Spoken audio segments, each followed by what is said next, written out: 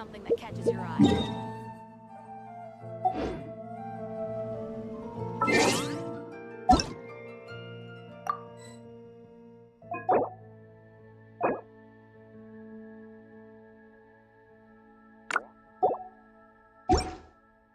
Melusines are beautiful creatures.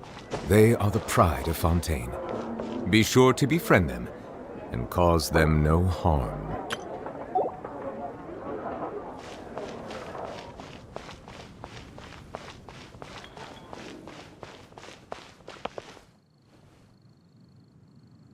Haven't you heard? There's a strange rumble.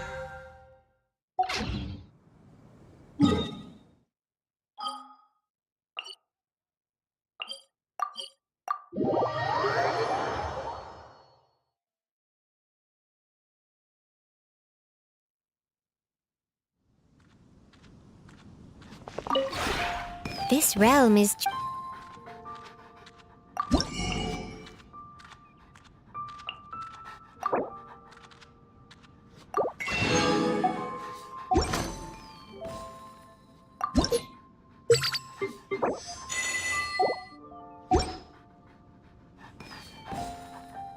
If you ever...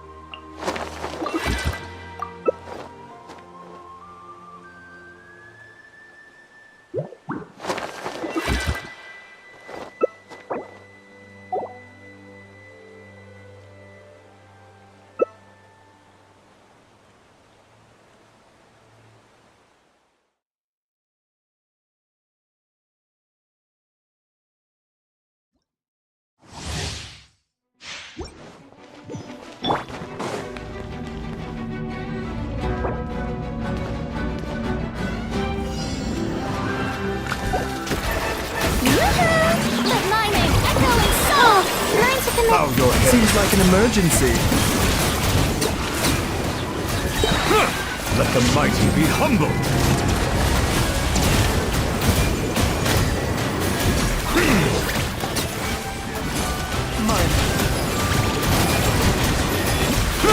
Settle down.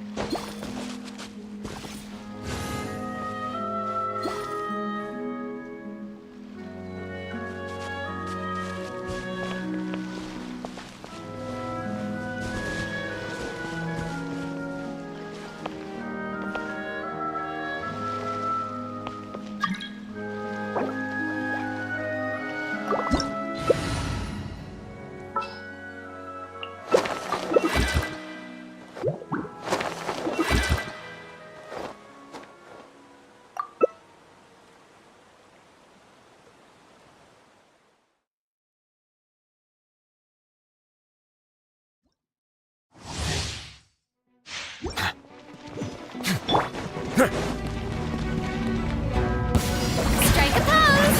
Time to shine! The tides beckon.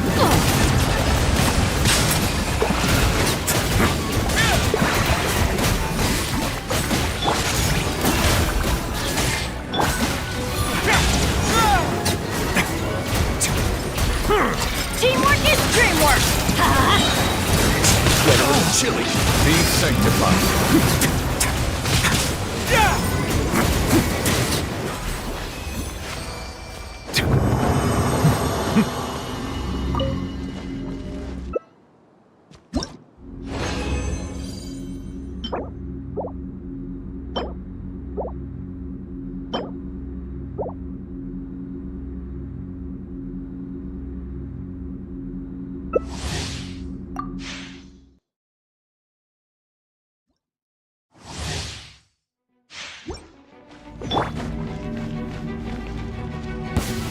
Shower me with praise!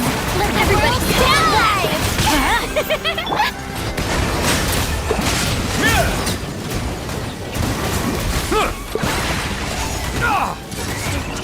Face your Bow your head. Teamwork is dreamwork! Mighty be humble. A moment, please.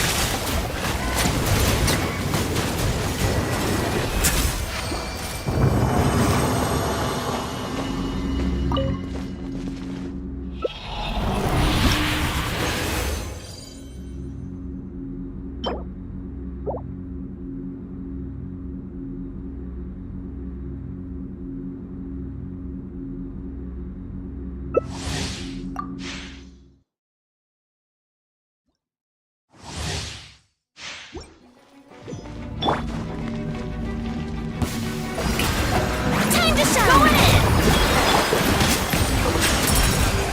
Have a safe trip. The tides beckon.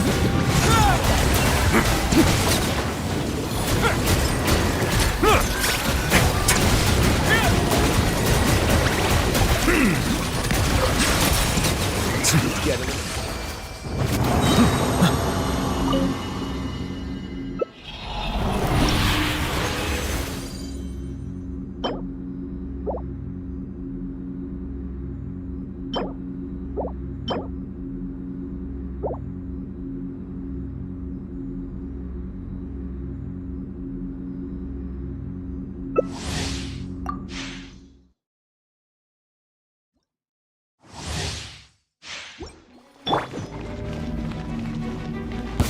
Strike a pose!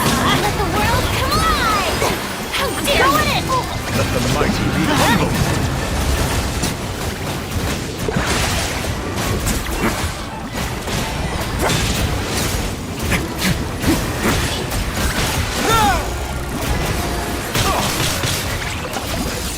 settle down.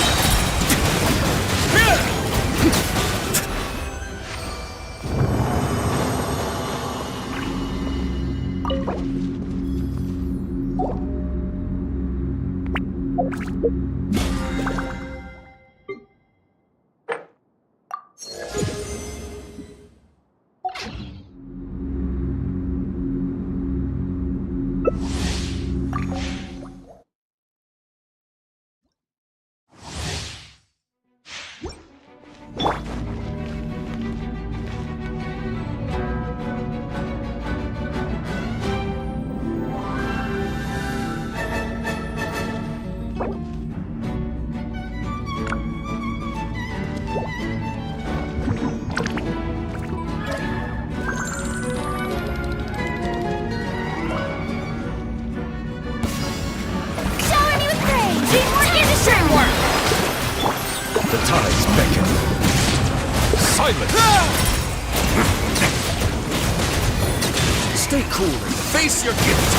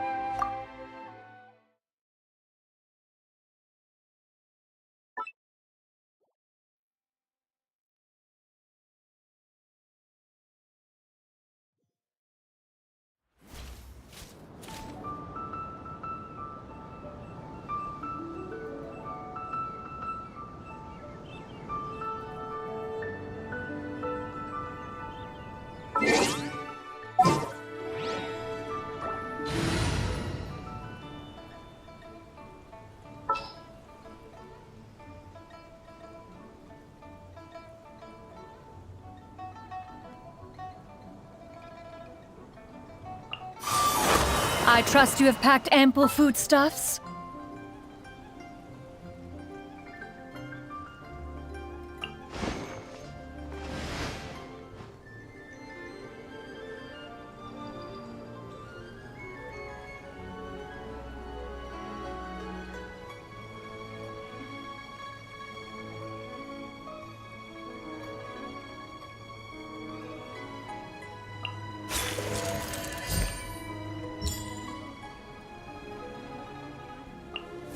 What is the situation? The secrets of the mechanical arts are too profound. Convey.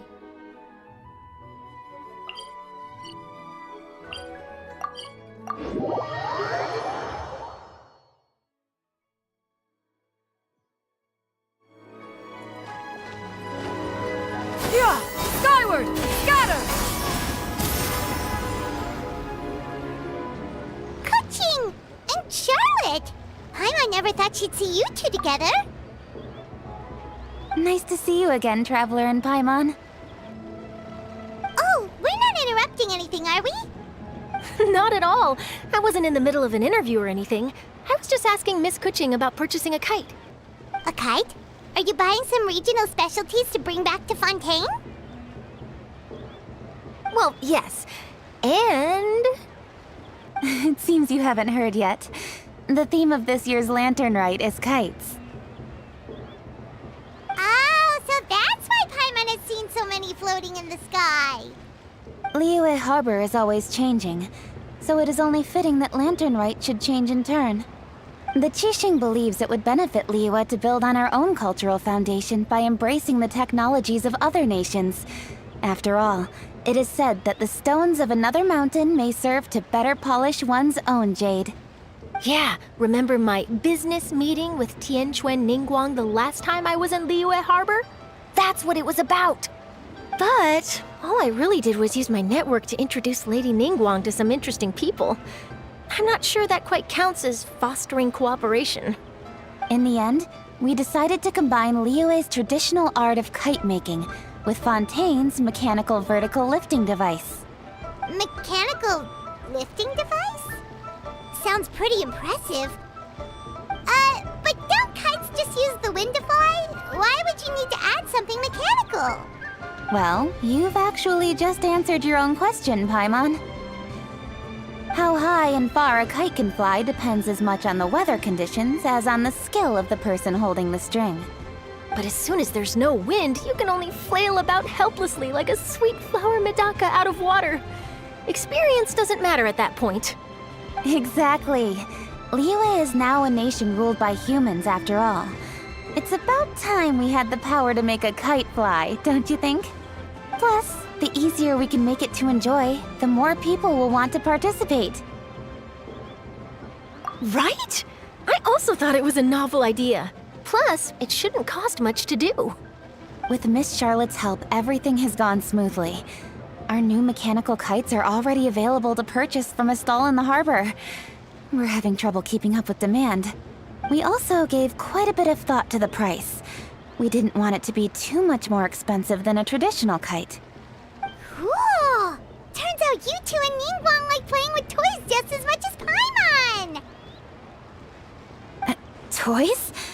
They're not exactly toys. You see, Miss Kuching? That does seem to be everyone's first reaction. Although kites are one of our most time-honored cultural relics, outside of their use in certain ceremonies, I suppose they're considered playthings more than anything now. But to me, there's so much more than that. Think for a second about how remarkable it is that a flimsy paper kite attached to a string has the capacity to touch the sky.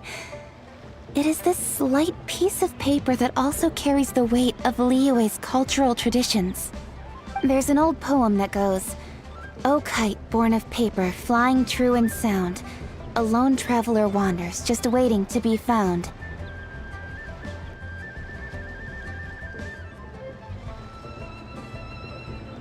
In the past, poets from Liyue used kites to symbolize a feeling of longing, or evoke the peacefulness of idyllic rural scenery. If the people of today can derive enjoyment from this activity, they will not only be more likely to better appreciate the tradition, but also to pass it down to the people of tomorrow. That's the Kuching we know, always thinking 5 steps ahead of anyone else. Well said, Miss Kuching. I've learned quite a bit myself. As long as you're willing to listen, I'm happy to share. I also know quite a lot about the various folk traditions related to kites. For example, whenever a kite blew away, people would say it was the Adepti that summoned the wind to take it away as an offering. That way, you can turn an unfortunate event into an auspicious one. What about something more fun? Do you know anything like that? More fun. Let me think. Oh, I suppose we should first talk about how kites are made. It's another one of our precious forms of traditional craftsmanship. My grandfather told me that back when he was a boy, children learned the art of kite making step by step from their elders. First, you use the thin strips of bamboo to construct the frame. Then, you draw a design of your choice on a piece of paper, paste it onto the frame, and tie on the string. Then, you look towards the sky and release the kite to soar among the clouds. Some people write down certain names or desires on their kites, cut the string, and let them fly free.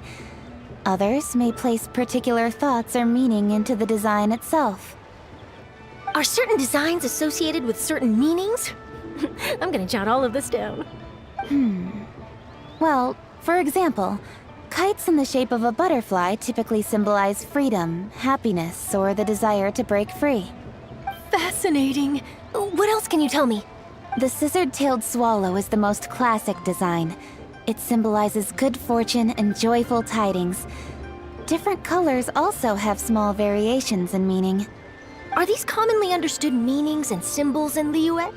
Kind of like the language of flowers in Fontaine. I believe so. Most have probably heard something about it from their elders at some point.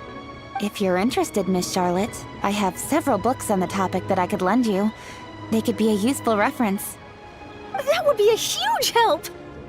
Great! Looks like I've got the outline for quite the article on my hands. Perfect! We're gonna take a look around. Then I'll show Miss Charlotte to my home for a little while. I almost forgot. The Ministry of Civil Affairs is hosting a kite flying contest on the night of Lantern Rite.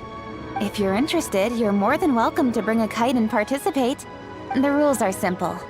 Whoever flies their kite the highest and furthest within the time limit will receive a special honor along with a secret prize. I've already prepared more than enough empty film for the event. I can see the spectacle already. Oh, Paimon was on board the moment you said secret prize. Then I'll look forward to seeing your performance. You bet! See you then!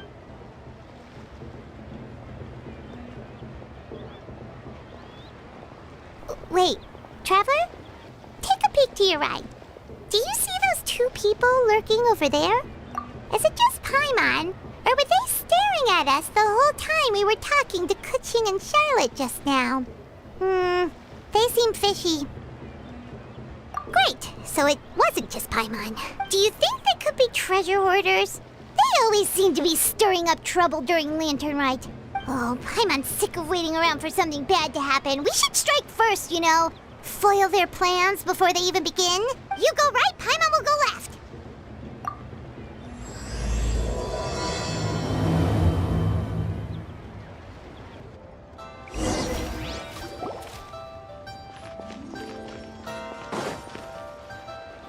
Oh, It is with such an air of urgency that you appear before us. Your comportment suggests you believe us to have committed some heinous crime.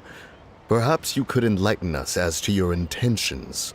Whoa, where did this fuddy-duddy come from? You should be the one doing the enlightening, buddy. Don't think we didn't notice you eavesdropping. One look and we could tell you were up to no good. Tell us everything, starting with your name. One bears no secrets before two such as yourselves. You stand in the presence of the mighty and illuminated Adeptus, Moon Carver. For the purpose of this foray into the mortal realm, however, you may address one as Hojong. You kidding? That deer's got his head stuck so far up in the clouds, there's no way he'd humble himself down here with the rest of us. you may want to hold your tongue, Paimon. Don't think that Paimon is gonna believe you just because you know her name. Let Paimon guess. You're supposed to be Mountain Shaper, right? Indeed. Mooncarver and myself have descended upon the mortal realm for a visit. The two of you may call me Jiahu. Huh. Looks like you did your research. But in our experience, the harder you try to lead us on, the more likely it is that we've got a big fish on our hands.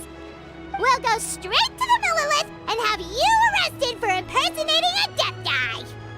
Preposterous! Utterly preposterous! Right. Tell us something that only an Adeptus would know. And it better not be some common knowledge that any person on the street could tell you. During the last Lantern Rite, we gathered at Mount Hulao with Rex Lapis and made use of Cloud Retainer's supreme cuisine machine to prepare bamboo shoot soup. Perhaps you have some recollection? The flavor of that soup was more than enough to whet one's appetite. As such, Cloud Retainer assented to my use of the device beyond that singular occasion, providing other recipes to boot. Since then, one has dabbled in the pleasures of the culinary arts whenever time allows. Dabbled? Upon one's last sojourn to your mountain, did you not immediately attempt to hide the device behind a chunk of amber as soon as one's presence was known? Did one not speak up on your behalf but a moment ago? This is how you choose to repay that kindness? One is simply trying to emphasize the veracity of our claim. That does not mean you should reveal personal matters so readily. They might think one bears no difference from Cloud Retainer. Forget it. One does not have the breath to waste on such petty trifles. That might have been more detail than we needed. Seems like you two are the real deal, and Paimon's sorry for suspecting you. But, for beings as forgiving as yourselves, this is just water under the bridge, right? You indeed have an agile mind. Cloud Retainer was not mistaken in her high estimation of you. Paimon's still curious about something. It's just... Paimon can understand why Mountain Shaper is here, but why did you decide to come to the city, Mooncarver? It's not really your thing, is it? It is but an inevitable eventuality. Long have the mountains remained strangely idle since Cloud Retainer's move to Liyue Harbor. With Lantern Rite near at hand, one would expect Cloud Retainer to provide us with an account of the festivities in advance. Yet to this day, she has failed to appear. Cloud Retainer is hardly the forgetful sort. One must never rest idle in the face of that which demands action. And since our acquaintances dwell in Liyue Harbor, we had to travel here in human form to avail ourselves of their aid, Cloud Retainers in this case. But a moment ago, one heard you speak of a mechanical kite of sorts. It appears the essence of the situation has hitherto revealed itself. Now it is time for one to retire back to one's abode. So, you're not looking for Cloud Retainer anymore? Perhaps there are aspects of Cloud Retainer's temperament that remain opaque to young Paimon. Given one's understanding, one can only imagine the anger that now consumes her. Cloud Retainer is of a proud and arrogant disposition. She holds the belief that her skill in mechanics surpasses that of all others. One can be quite certain it is hardly with an open mind that she regards the arrival of this new technology. One surmises that she has shut herself away, refused all company, and buried herself in the study of her own creations. To call on her would only invite her rebuke. However, if you do happen to cross paths with her over the next few days, do pass along one's regards. Sure, leave it to us. Have a safe trip back, enjoy the scenery, and happy Lantern Rite! Thank you for your kind words. We shall now depart. We got all worked up for nothing, huh? All that trouble and it turned out to be people we knew all along. Well, it's still pretty early. Let's head over and check out the kite stalls. Paimon wants to see what kinds of kites we can buy to use in the competition. The bigger and prettier, the better.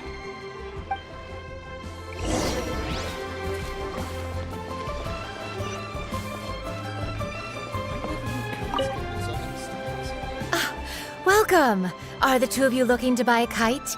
Would you like me to go over the different designs? Ooh, a scissor-kill swallow! And a butterfly! And, oh! This jade chamber design is our newest. It's been selling like crazy over the past 2 days. Does it also have a unique meaning? Of course. The jade chamber symbolizes wealth and abundance. The kite bearing its design is said to bring riches in the future to those who fly it. Oh, now that's Paimon's kind of kite! I apologize for the interruption, but are all your wares in order, Miss xianyun? Yes, they're just over there. The paper, bamboo, and dyes. All the necessary kite-making materials. Wonderful! I'll pack them up and get a guard to deliver the goods to Yilong Wharf for you. Yilong Wharf?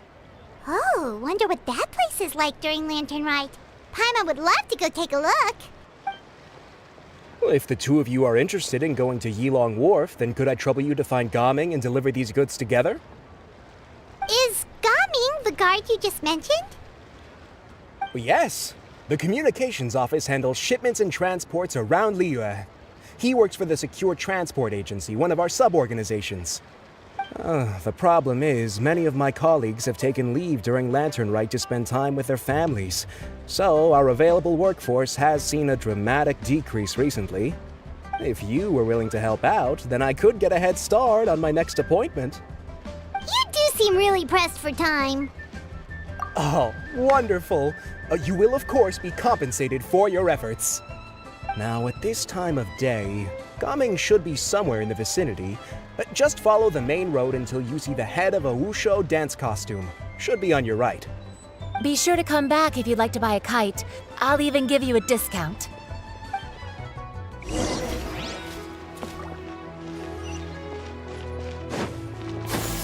Skyward! Wait, I thought we had an agreement. Loser buys dim sum tomorrow? Look at you, scowl like that for much longer and your face might stay that way. Hey now, don't be upset. How about this? You extend the invitation, and I'll pay. No way, Gaming. You're always the one picking up the tab. I'm not trying to be a sore loser. I just didn't expect you to come from behind to win like that. That was nothing. All in a day's work, friend. Perfect! Gaming is here!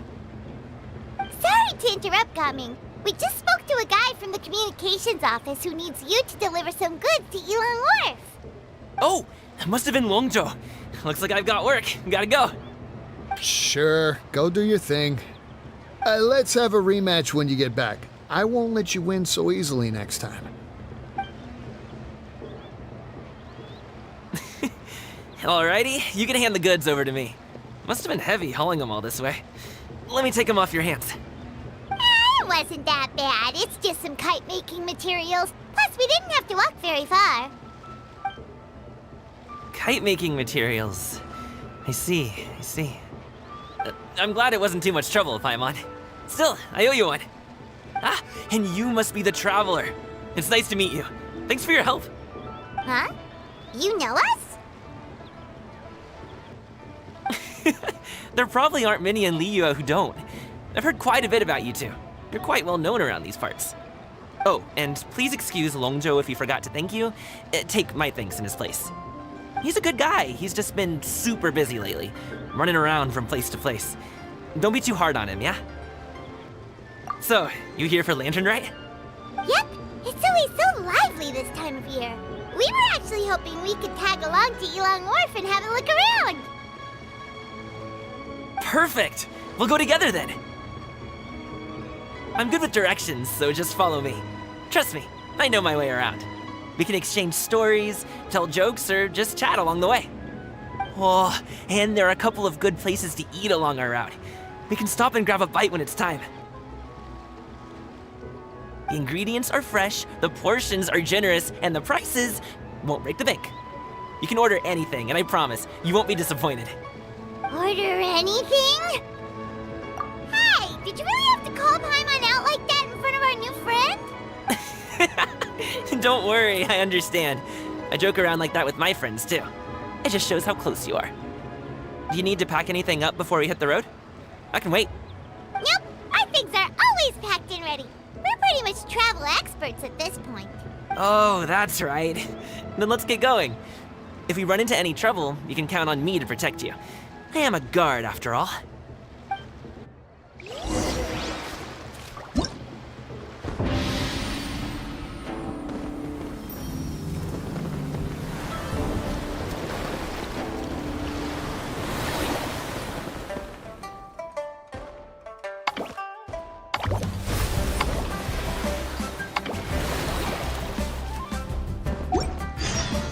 If you are presently unoccupied, perhaps we could stop a while at one's abode for some repose and conversation.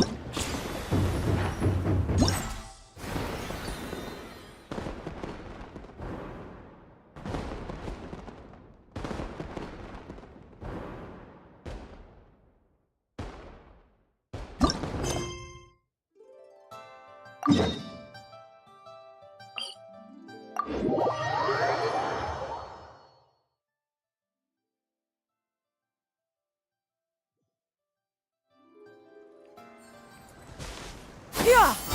Ooh, the docks are just a bit further. One step at a time. Hang in there. Congratulations! Wait! Get behind me. I'll handle this. Make way for the Adeptus! Scatter! Skyward!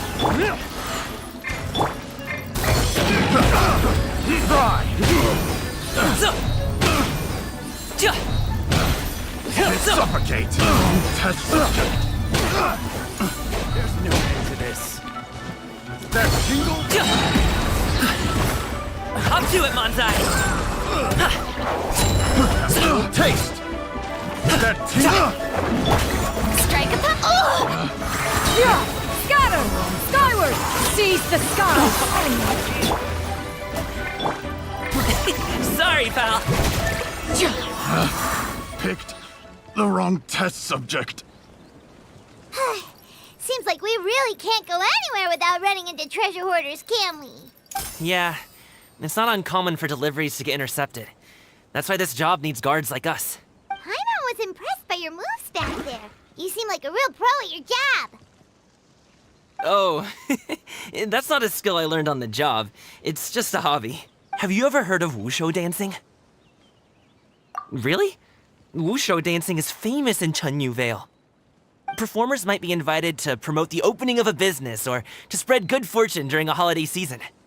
But I must admit, it has nothing on the popularity of the Liyue opera. I'm also well aware that people in Liyue Harbor aren't exactly jumping at the chance to watch wushu dancing. So it's not something I do full-time. Huh? You have 2 jobs? How do you have the energy to do all that? It's not that tiring. You just have to take a rest. Ah, Paimon gets it, so you must sleep a lot then. Not really. Just yesterday, I stayed up all night playing cards. Oh. Let's go. The docks are just up ahead.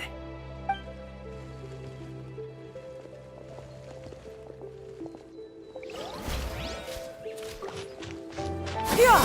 Skyward! Scatter!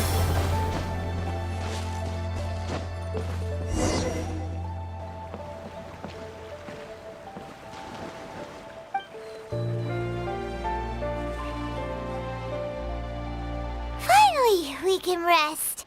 Ooh, Paimon's shoulders are so stiff. And her stomach's so empty. Sorry. Did I push the pace a bit too much? I mean, you were the ones who said you were travel experts.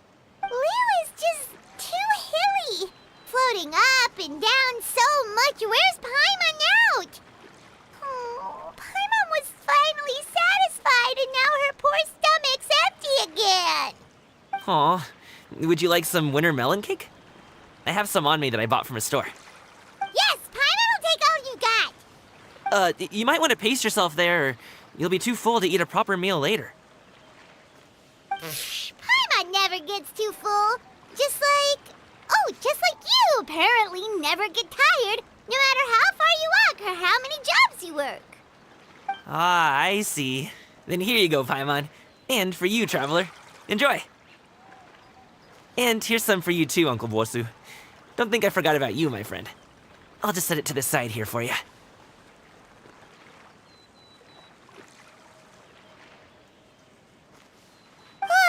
That hit the spot. Paimon thought she was going to starve to death for a minute there. That close of a call, huh?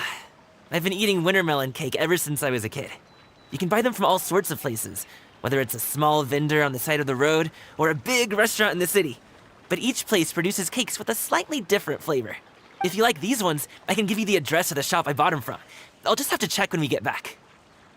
Oh, all my jabbering must be making it difficult for you to enjoy the scenery in peace, huh?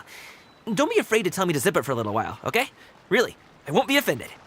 It's okay. Paimon is kind of enjoying listening to your chitter-chatter. Aw, a fed Paimon is a happy Paimon, huh? Hey, Paimon can be in a good mood anytime she wants. Need some fresh bamboo for this.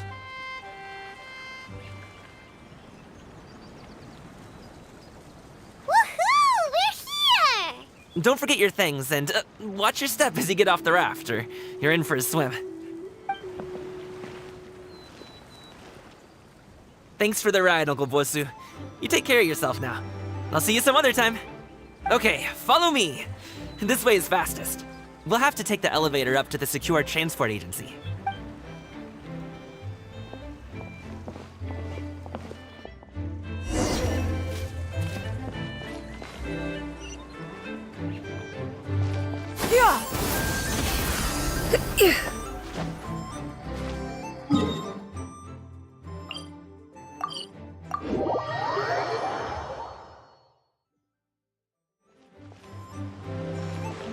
Hey! Slow down. I'm begging ya. What? Oh, well... how should I put it? Come on, spit it out! Do you see that group of people over there? Those are my relatives. Wow, you sure have a big family. Once they start buying things, they won't stop perusing till it gets dark. This is bad. They're your family, not your arch enemies. What's there to be afraid of? Unless... Oh, did you do something horrible to them? No, it's not that. I'm just not that good at dealing with my family. It would be best if we could steer clear of them. I'll explain more when we have the chance, but right now, we've got a job to do.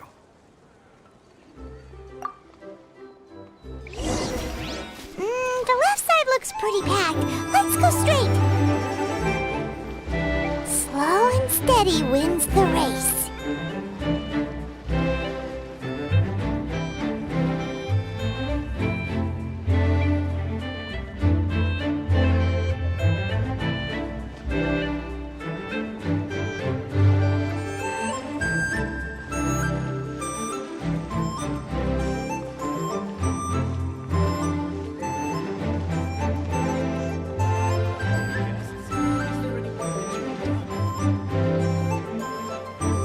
Let's wait here for a second. Maybe my aunt will leave.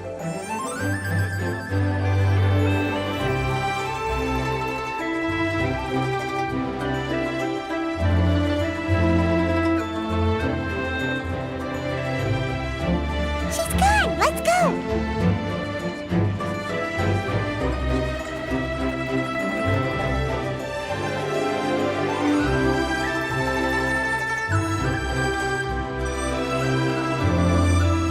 Turn left. Run! To the right and... Wow, you guys are good. I'm impressed. That was nothing. It was a piece of cake. Oh, winter melon cake to be exact. You really liked it, huh? Ooh, you know what? I'll buy you a whole bunch and pile them so high you could swim in them. As long as you don't wind up drowning, Paimon. Hey, Uncle Drigway. These are my friends, the Traveler and Paimon. They came to deliver some goods with me. So, I guess I'll go ahead and take these over to Uncle Yongzan then? Yes. Thanks for your hard work. I should thank you both for your trouble as well. Please take a seat and rest for a bit. I'll prepare some tea. No need. We'll be off soon anyway. Hey, we're already here, aren't we? No harm in taking a load off for a bit. Plus, I know the Secure Transport Agency has some great Songhua tea stashed around here somewhere. I promise you, one sip and you'll be hooked. Anyway, you just sit down and relax, Uncle Jirgway. Who would I be if I just sat here and let you go through all this trouble? Leave this to me. I have to be up and about to drop these goods off anyway. What's a little extra time on my feet? Oh, you aren't too picky, right, Traveler? I know Paimon prefers things on the sweeter side, so I won't steep the tea too long. And I'll add some dim sum pastries on the side. Aw, you noticed what Paimon likes? How long have you two known Gaming? Oh, not long at all. We just kind of tagged along on his trip to Yulong Wharf. He's just a super welcoming guy. We became friends, you know, just like that. That's just how he is. He's the attentive sort, really knows how to look after his own. A while ago, one of our guards had to take off work, said his joints were hurting due to the rain. Gaming personally went all the way to Boo Boo Pharmacy to get some medicine for him from Dr. Baiju, then traveled through the night to deliver it back to him. That young man has such a good head on his shoulders. How can anyone not love him? I mean, there is his dad, but, well, ask anyone else, and... Uncle Yongzan says he doesn't have the personnel to spare for this delivery right now. So what do you think, Uncle Jirgway? Should I go ahead and deliver it instead? It feels like we've troubled you enough already. It's kite-making materials, though. Could be for a kid. I'm sure the sender wants it delivered before Lantern Rite. Oh, by the way, here, have some tea. All right then. Deliver it if you want to. Ooh, are you free in 2 days? How about we grab some dim sum from xianyun kiosk? My treat, and don't even think about trying to pay. Whoa, that's way too generous of you. Don't mention it. Just think of this as a thank you for all your help. Besides, the thing between me and my family, it's a long story. It might take some time to tell. Sounds good! Paimon never says no to free food. Alright, then I'm off. See you in 2 days. Oh, and Paimon, make sure not to eat too much before then. Don't say I didn't warn you. Is he underestimating Paimon? She's just gonna have to show him how much she can really eat. Anyway, is Gaming's family situation really that complicated? He has such a happy-go-lucky personality. Plus, he's an enthusiastic and diligent worker. It's hard to imagine a guy like that being troubled by much. How should I put it? Since he already plans to tell you himself, you don't need an old man like me to add my 2 cents. You seem to be around the same age, so you might have a lot in common. Perhaps you could help him talk things through. Consider it a favor to me. If you have the time, maybe you can make a little flag for us to wave about. It can say, "We provide aid in spades." Couldn't hurt to advertise our services, right? Well, I can certainly arrange that. Is there anything else you wanted to say? Wait, seriously? Paimon was just joking, but if you're going to get us something, she'd much rather have winter melon cake instead. Seems like Gaming really has rubbed off on you. Would you like some more tea? I think there's some left. No thanks. We came all this way and still haven't gotten a chance to look around the wharf. We should see the kinds of kites they got. Maybe they'll have ones you can't find in Liyue Harbor. All right then. Please do let me know if you'd like more tea. You're welcome to stay as long as you like.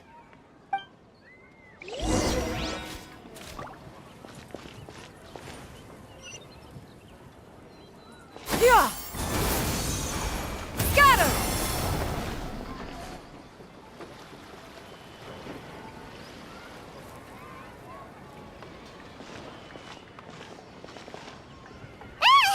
What are you doing here? The way you speak, one might have presumed you were displeased to be in one's presence. Take note, Paimon. You could learn a thing or two about how to respect your elders. Ugh, starting on the elder stuff already, huh? Shouldn't you be back in your cave tinkering away at some kite-related thingamabob or something? What brings you out here? And what's with that huge box next to you? Ah! Paimon gets it. You're here to do some shopping, aren't you? And what of it? The Qixing's decision to integrate Fontanian technology into said kite-flying competition is of no consequence to oneself. Did you expect one to willfully compete against the whimsical trends of worldly sentiment, or perhaps even fall to petty sulking over such? It's not that we think those things exactly. That's just what Mountain Shaper and Moon Carver told us, or Tia something and Ho. Paimon can't be bothered to remember what their aliases were called. Anyway, they went to Liyue Harbor to look for you. They even asked us to pass along their regards if we ran into you. Oh, huh. Xianyun?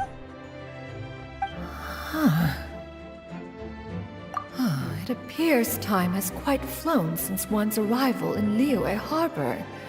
How could one have forgotten about those 2 old fossils? One shall have to bring them back some divine herbs to atone for this slight. Nay, given that one has ventured all this way to Yilong Wharf, tea would be more advisable. A great thought has illuminated one's mind once again. One is reminded that certain purchases have yet to be made. Perhaps you two could wait here whilst one performs this task. It'll be but a moment. Huh? Wait, here?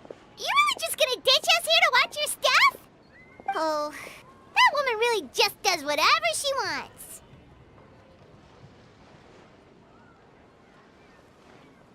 Hey, now you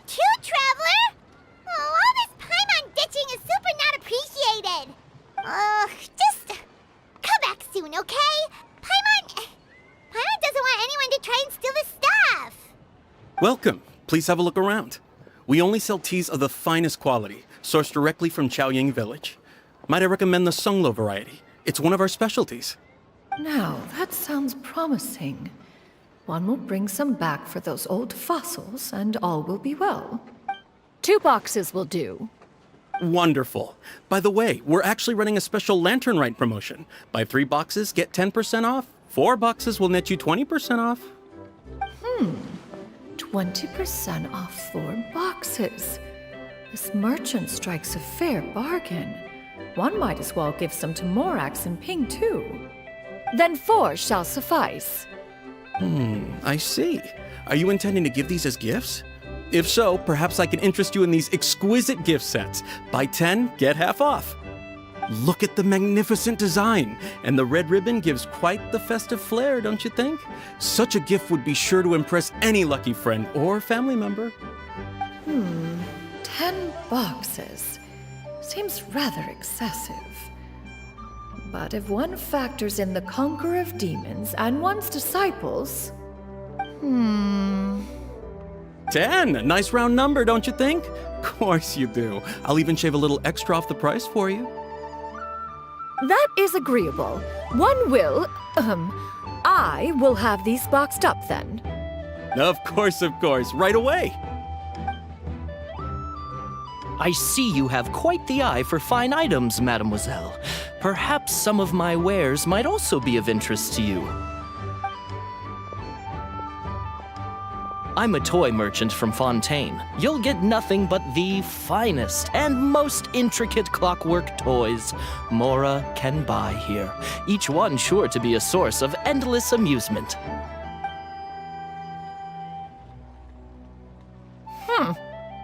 Perhaps you could enlighten me then. When should said amusement be derived? Well, that is, of course, best understood by playing with them yourself. If you could wait just a moment, I can bring one out and give you a demonstration.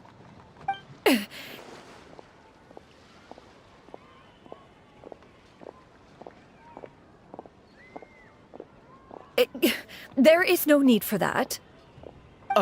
Mademoiselle. Give me your newest and finest model, and be sure to package it securely. Ah, of course. Here you go. The instruction manual is... I can do without, thank you. Many watchful eyes surround this place. If one were to be spotted purchasing a mechanical toy such as this, a child's plaything no less, it would only invite scandal. There is no harm in bringing it back to study in secret.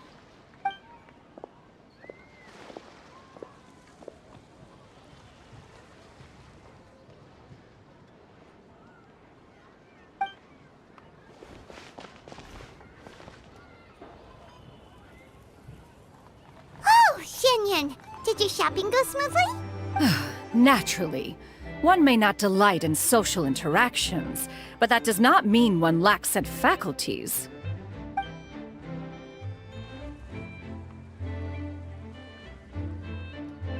And you two? Are you not here to purchase things? We just haven't had time yet. It doesn't look like there are any kite stalls around Elong Wharf, but it does look like there are lots of goods from Fontaine. You are also planning to participate in the kite flying competition, then?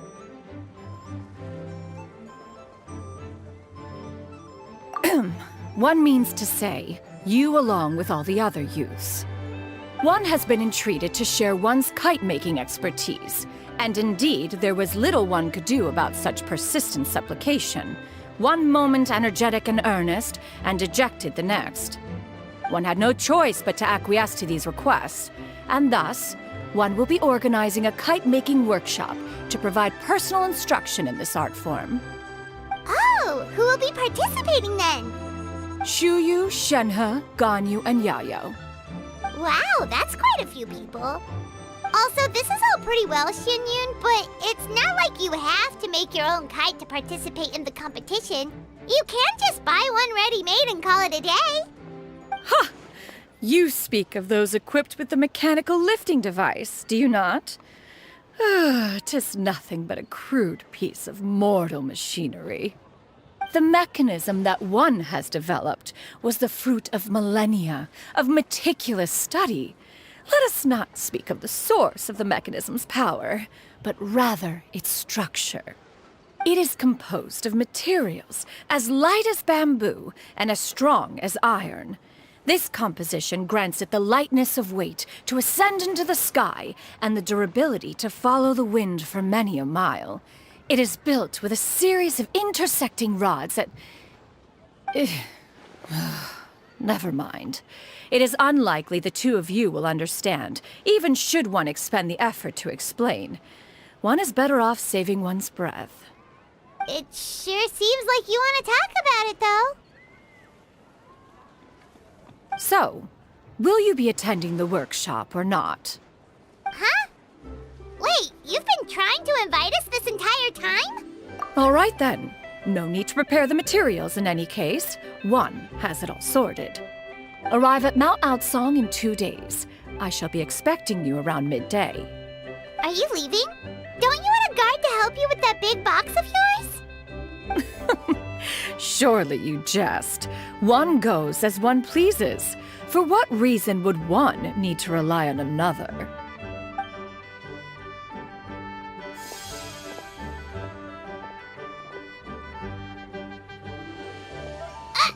It can float? What kind of invention is that? One calls it the floating toting device. Huh. She seems pretty proud of that one. Look at her walk down the street. She seems so confident, but everyone around her is looking at her all funny. Paimon wonders... never mind.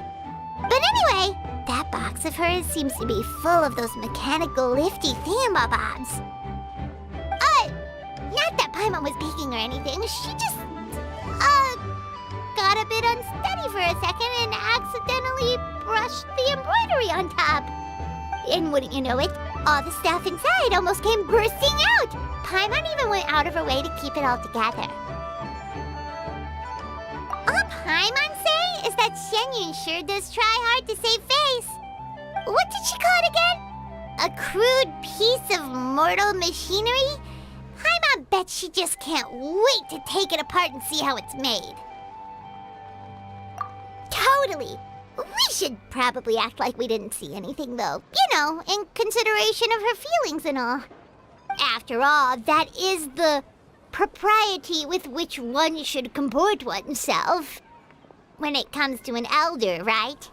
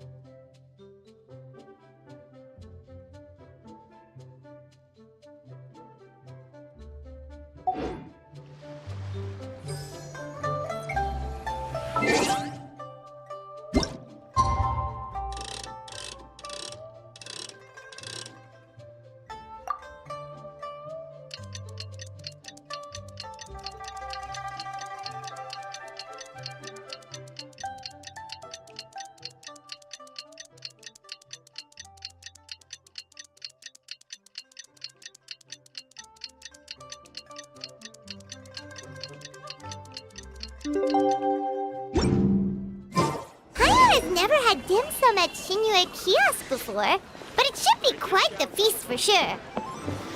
Ooh, and that's Paimon's stomach right on cue telling her it's time to go find Gami. Let's go!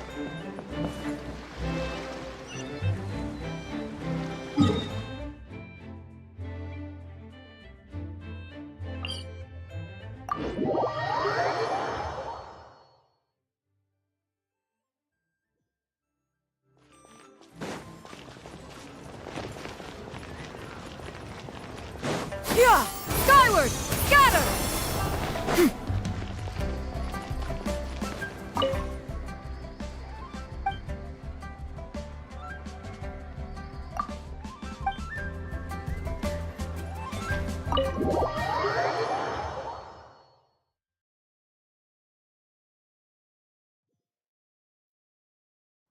Oh, you're here early. I just ordered. The food should be out in a second. Sit down, sit down. Let's all take a seat. Here, hand me your cups. Oh, thank you. Wait, you weren't supposed to drink that, Paimon. That was for you to rinse your utensils. That's a thing?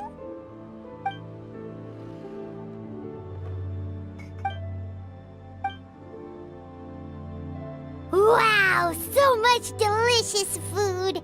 Do you really eat all this just for breakfast? That's just how we do it where I'm from. Most of the time, though, I don't eat lunch after dim sum. Oh, that's good to hear. Paimon doesn't need to worry about holding back then. Eat! If it's not enough, we can always order more. Oh, and there's tong soy coming as well. I don't usually have that in the morning, but, well, since everyone's here, I just had to order it. What about you, Traveler? Is the food to your liking? Want some more seafood congee? Let me refill your bowl. Paimon's gonna take you up on that. Fill it up nice and full and make sure she gets a few extra shrimp. Thanks!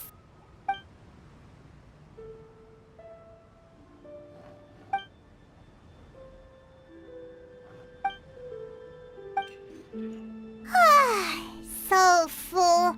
That meal was so satisfying, it even gave Paimon some extra brain juice. Oh, listen. Paimon's figured it out. Let's think about this for a second, Gaming. You invited us to this awesome restaurant and ordered a whole table full of expensive dim sum just for the three of us. Well, you must be hiding the fact that you're some young master from a rich family. That would explain why you try to keep your friends and family away from each other. Are you confusing me with Xingqiu? Huh? You know Xingqiu? You sure know a lot of people. Well, when you're on the road as much as I am, you hear all sorts of rumors. Sometimes they're true, sometimes they're not. What it comes down to is being able to tell the difference. More often than not, that means knocking on some doors to find out for yourself. Oh, you truly are a man of many talents, young Master Gaming. Okay, enough with the teasing. Sorry to burst your bubble, Paimon, but you're wrong about my family situation. What? Oh, Paimon thought she was onto something there. My dad is just an ordinary tea merchant. Small-scale stuff, you know? It wouldn't even make sense to mention his business in the same breath as the xianyun Commerce Guild. My dad... he always wanted me to inherit the family business, to be a merchant like him. But that's just not who I am. It's not who I ever wanted to be.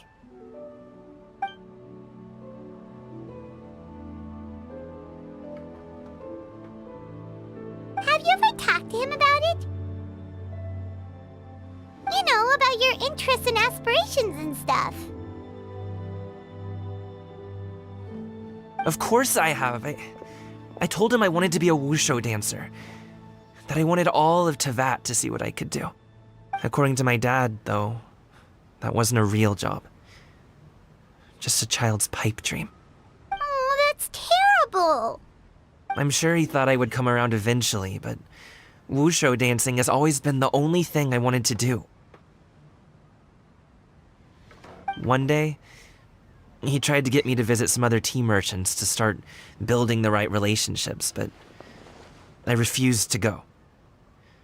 We got into a huge fight. We were this close to throwing hands. In the end, I was so angry that I ran away from home. I haven't been back since. Don't get on my case just yet, okay? It's not like I think I'm completely without fault. No, I know that it wasn't the right way to go about things. But my dad's stubborn.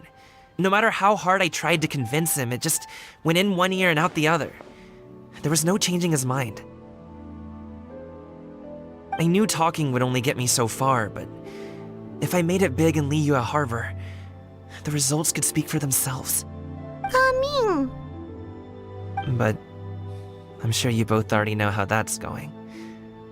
Wushu dancing's just not that big in Liyue Harbor. In the past, I would go door to door from store to store, asking if they would be interested in hiring a performer. Most times, I wound up eating nothing but humble pie. And you can't just rely on dreams to put food on the table, right? So I found a job as a guard to make some money. And now I have enough to get by and then some. Still, change takes time. Gotta take it slow, you know? Paimon understands.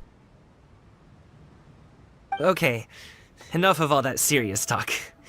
Our tea's getting cold. Ooh, let's do something fun this afternoon. What do you say, huh? I'll organize. Actually, we kinda already have plans this afternoon. We told Xianyun that we would go to her kite-making workshop. Oh? Are you interested in kite-making, Gaming? Oh, no. It's just that I happen to know Auntie xianyun.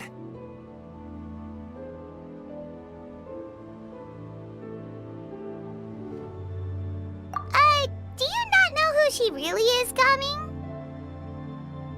Oh, I know that she's an Adeptus. I met her during a delivery once. But hasn't she been in the city lately? She's even tried, with some limited success, to change her terms of self-address or something like that. She came to see me a few days ago to ask about luminescent dyes. Oh, wait a second. She doesn't plan on putting those on a kite, does she? Is that not something you can do? It's one thing to use it on cloth, but applying it to paper is another matter entirely. Why couldn't she tell me what she wanted them for? Yeah, she does seem to have trouble with that sometimes. It would be such a shame if everyone worked so hard on their kites only for them to get ruined in the end. Okay, I'll go with you. If Auntie xianyun wants to use those dyes on a kite, the formula will need to be changed. Great! The more the merrier!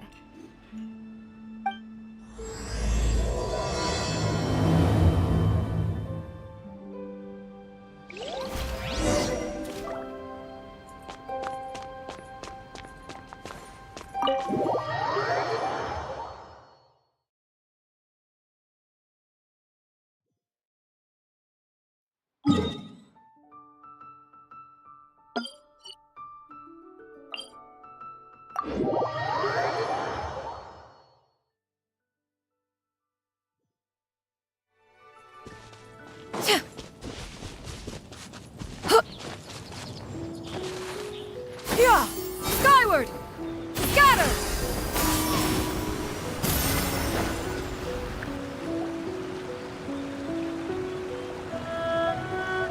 Ganyu! Ganyu! Come on, wake up! Some friends have arrived! Hello, friends.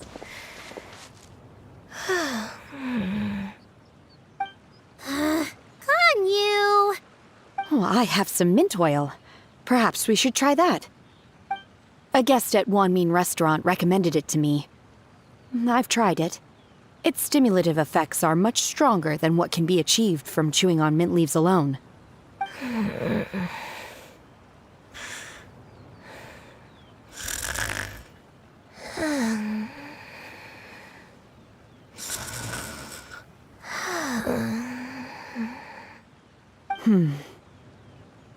Apologies in advance. Wait! Shenhe? Not there!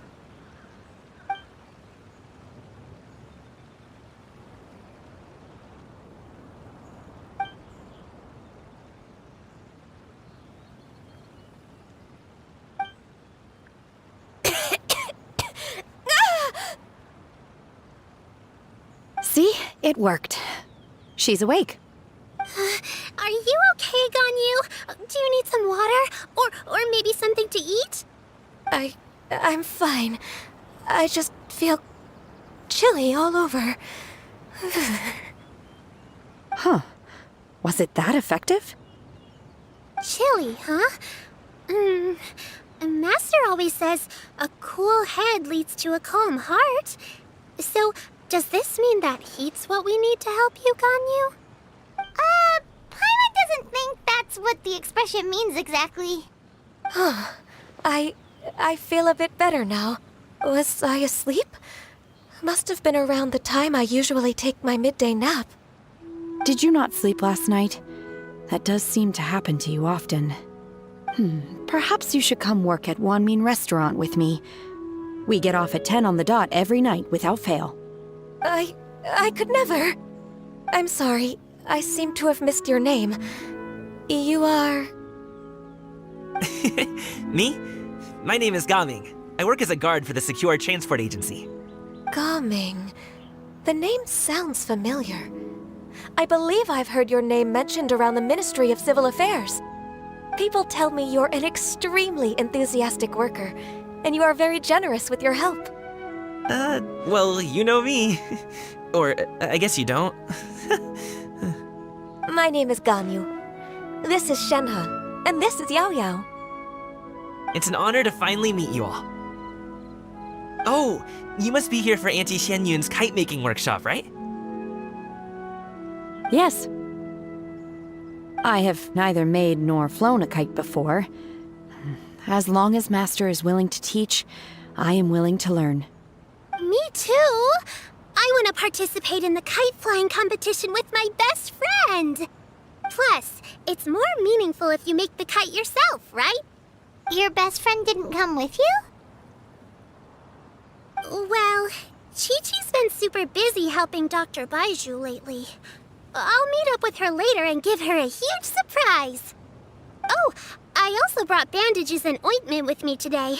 It's easy to cut yourself when working with bamboo, so I thought I should come prepared. Wow, you're really thoughtful. As for myself, I'm afraid I lack some of my companion's enthusiasm. I was originally planning to buy a ready-made kite and just enjoy the festive city atmosphere with everyone. But Cloud Retainer is always going out of her way to look after her juniors, wanting us to have the best there is. She always puts us before herself. Huh. It was so thoughtful of her to arrange this workshop, so I simply couldn't let such consideration go to waste. My motivation for being here might be a little different, yes, but I'm ready to put in just as much effort as everyone else. Well, we're all here, but where the heck is Xianyun? Shouldn't she be here by now? Who is it that speaks of oneself in such an ill-tempered tone? Oh, come on! You clearly heard Paimon! Master stopped to buy grilled tigerfish to share with everyone. Come get it while it's still warm. Oh, Paimon, sorry, Miss Illuminated Bird! Paimon always knew you were the smartest, coolest, and prettiest Adeptus. Someone as wonderful as you is sure to have brought enough for Paimon as well, right?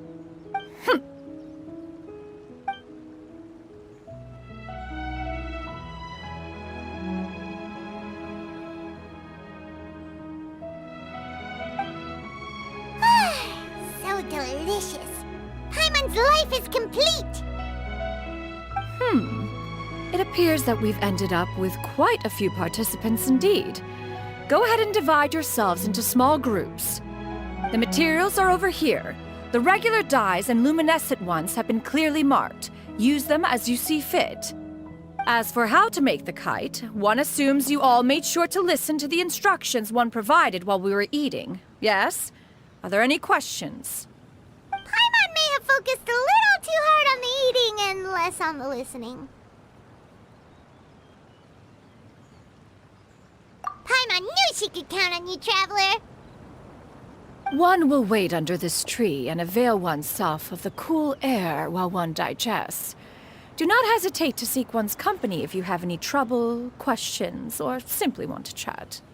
We're not in any hurry to get started. Why don't we go see what the others are up to?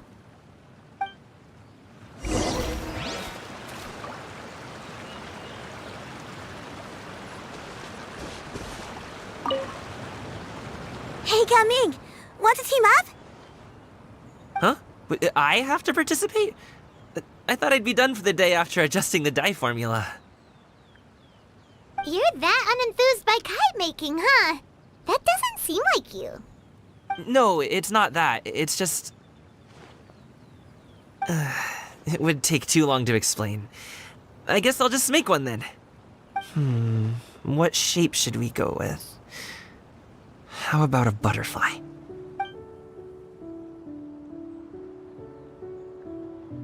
What do you think, Xiyu? Is there a particular design you want? I want a swanee!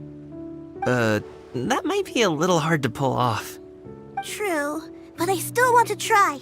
They're super cute. Okay, it's decided then.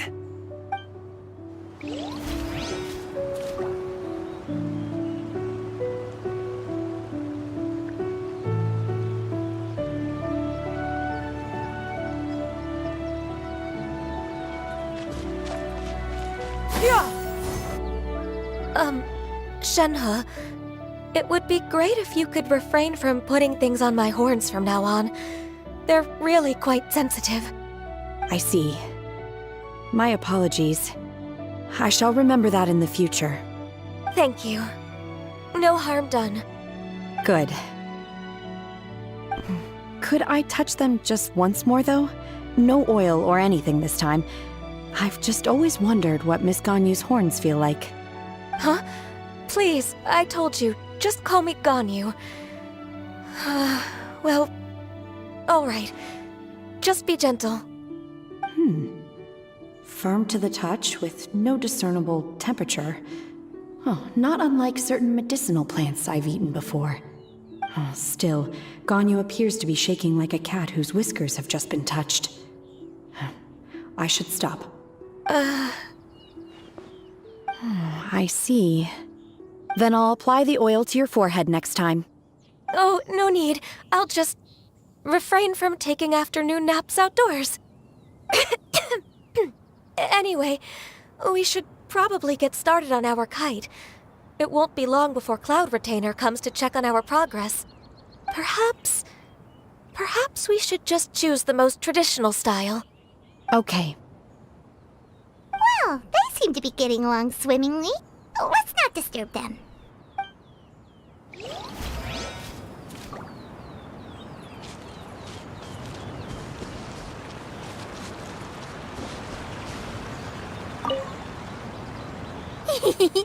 Auntie Cloud Retainer, look! Am I doing it right? Very good. Your frame is nice and sturdy. This design, is it a finch? Yep.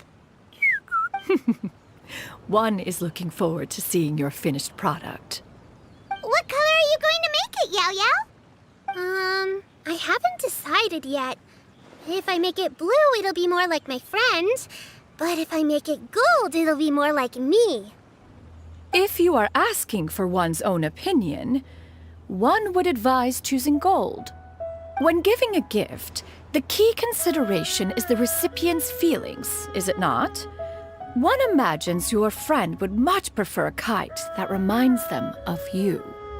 Oh, hey, I never told you the kite was for Chi-Chi. How did you know? With age comes wisdom, child. One simply has a way of knowing things. Oh, cool. Thanks, Auntie Cloud Retainer. I'm gonna start painting it gold right now. Good. One will watch. You two seem strangely unoccupied. One was under the impression that one was supposed to be doing the relaxing. Is your kite finished? We actually haven't started yet, but we're going to start, right now. We should get started on our kite now. Let's go.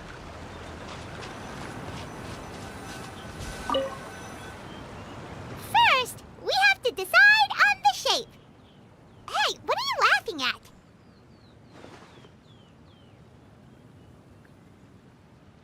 Oh, that's not a completely crazy idea.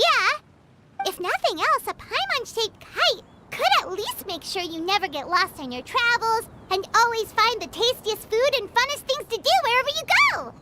Maybe we're not exercising enough artistic license. Ooh, we should exaggerate this a bit. How about this? The word Paimon means the guardian angel of travelers.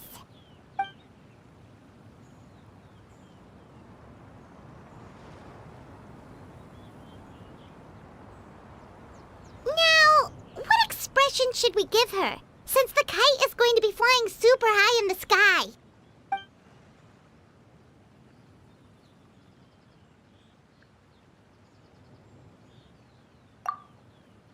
Ooh, like this? Ooh, the title of Champion Kite Flyer is mine! going to be flying It's too high! Someone save Paimon! She's about to faint! Like that?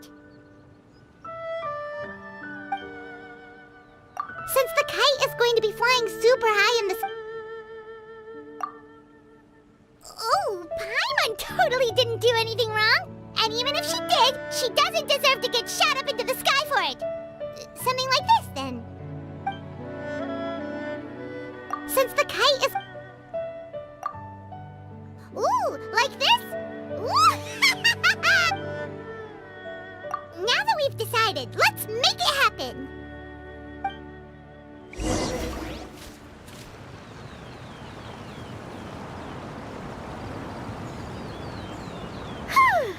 It's done!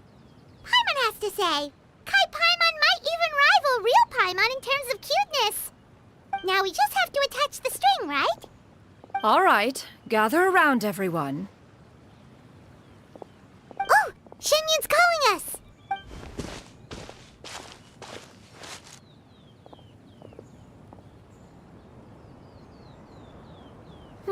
Let one take a look.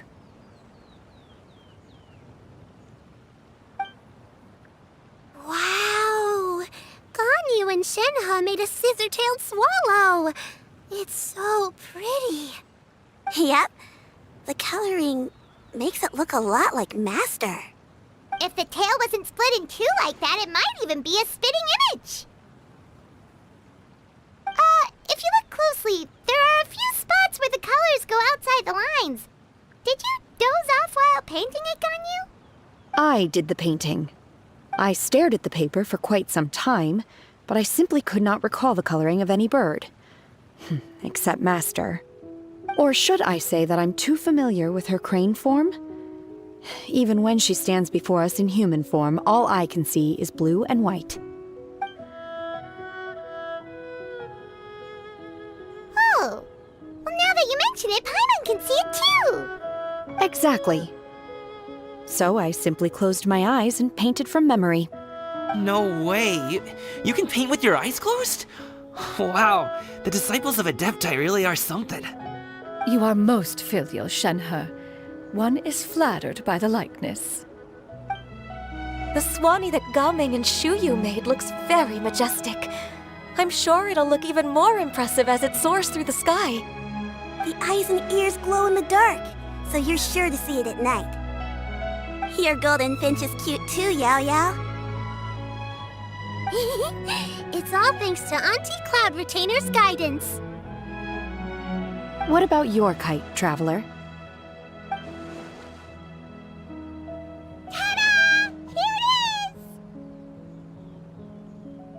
is! Its self-important countenance bears a striking resemblance to that of its namesake. It makes her look like she's already won the competition. Well, that's gonna happen one way or another. Is that the Jade Chamber? Oh?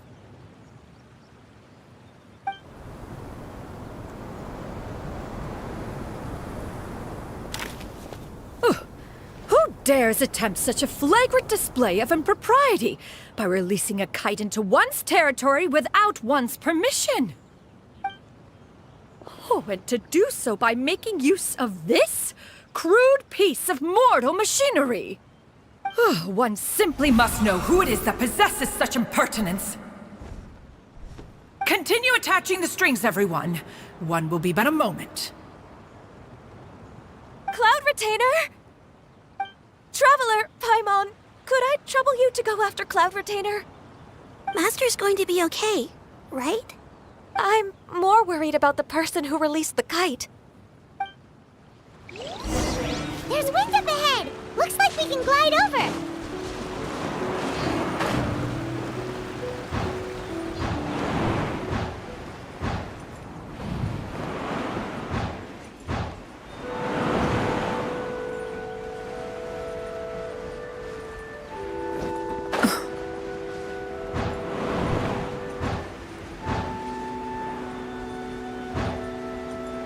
It's right there!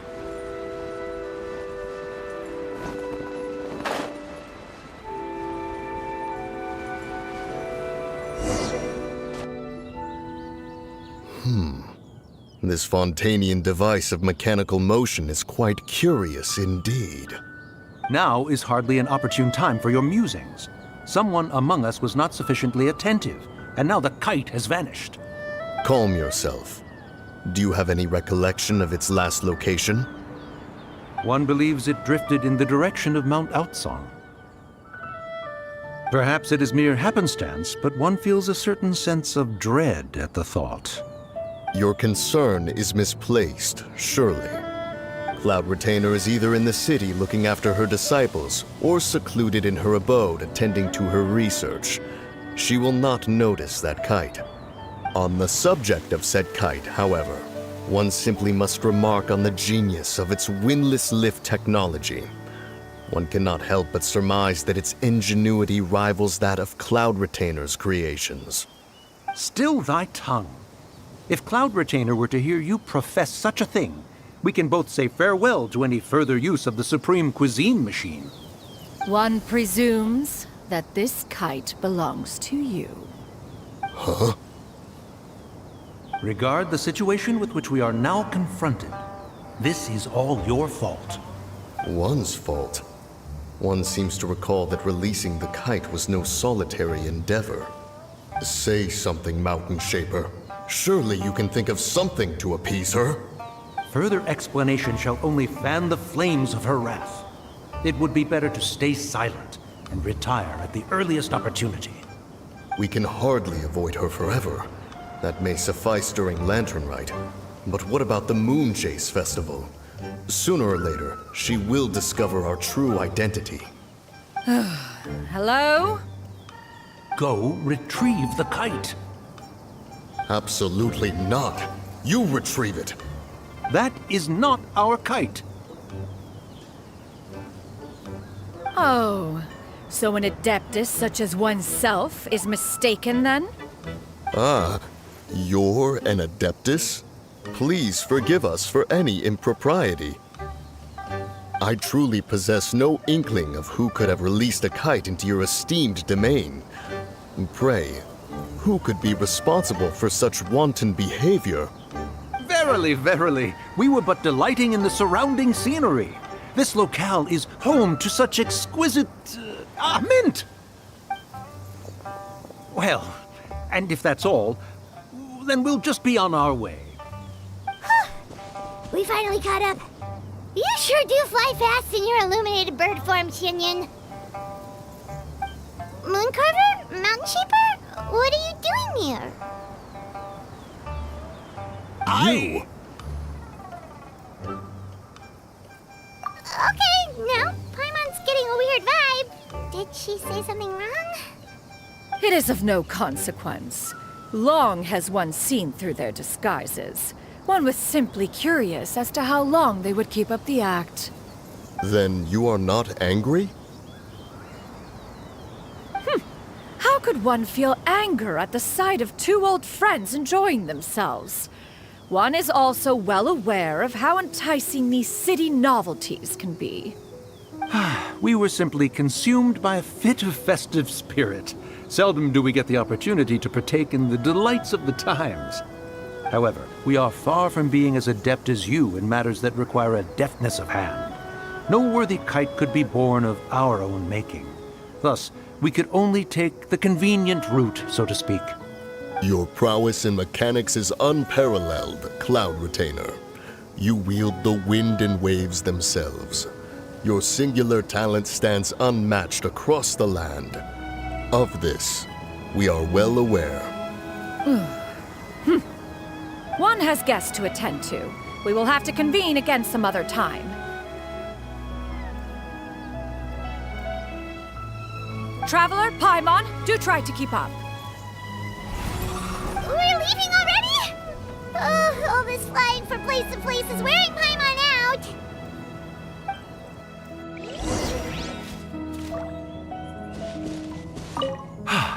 It seems that one's concern was misplaced after all.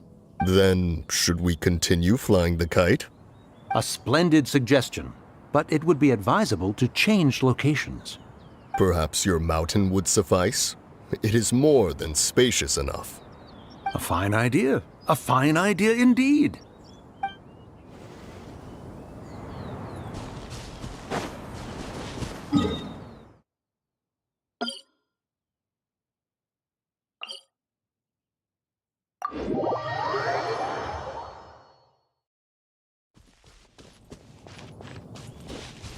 Yeah! Skyward! Scatter!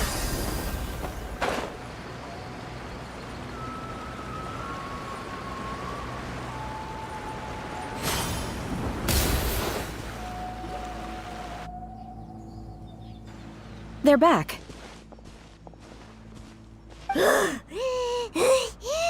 Paimon's pooped. Hi. Why are there only 2 of you left? After you left, Yao Yao and Shu Yu tired themselves out playing with their kites. Gao Ming offered to escort them home.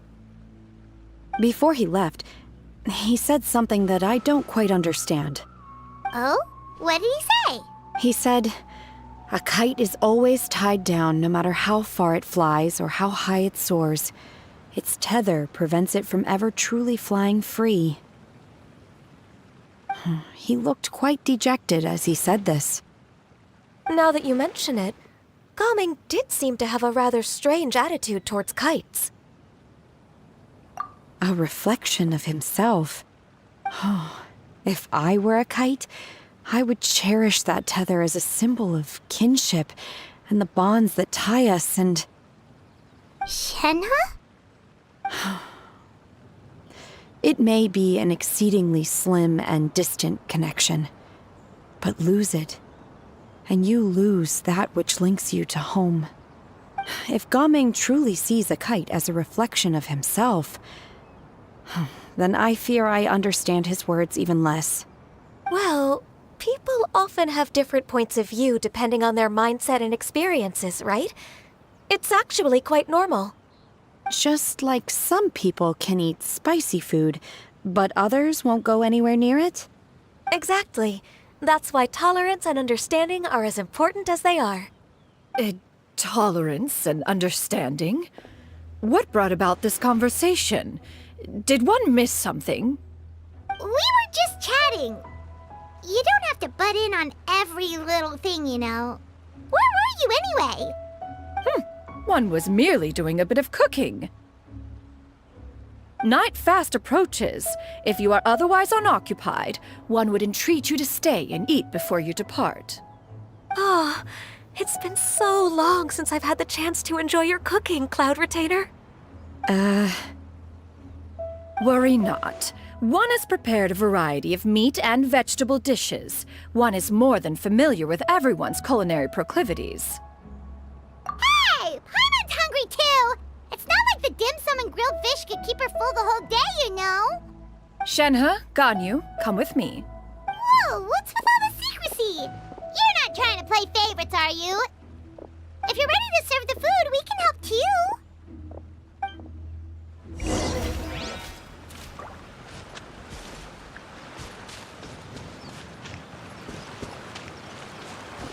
Yeah! Skyward! Scatter!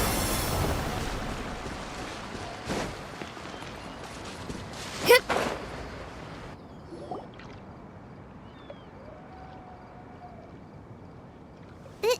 This is...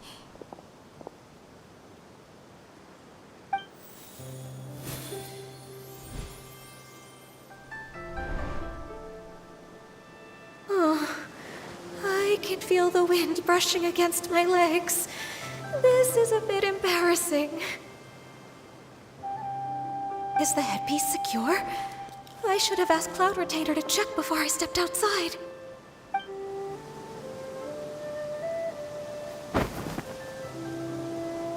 How do we look? Huh? She asked them just like that? You look pretty too, Ganyu! Oh, how should Paimon put it? You both look so elegant and refined! Those outfits really suit you both! Given that one employed the services of the best tailor in all of Liyue, one would expect nothing less. What colors have you been partial to lately, Shenhe and Ganyu? Lately? Why is Cloud Retainer suddenly asking about what colors we like? I like black.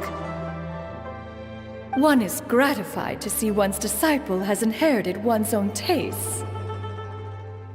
The color black doesn't get dirty easily, a virtue I've come to value recently. And you, Ganyu? I favor blue and black. And the material is sufficiently comfortable, yes? Yes, very. I simply cannot thank you enough, Cloud Retainer. For this gift. And the kite, too. Thank you, Master. One is content, as long as you are pleased with the gift. One hopes these garments will see much use.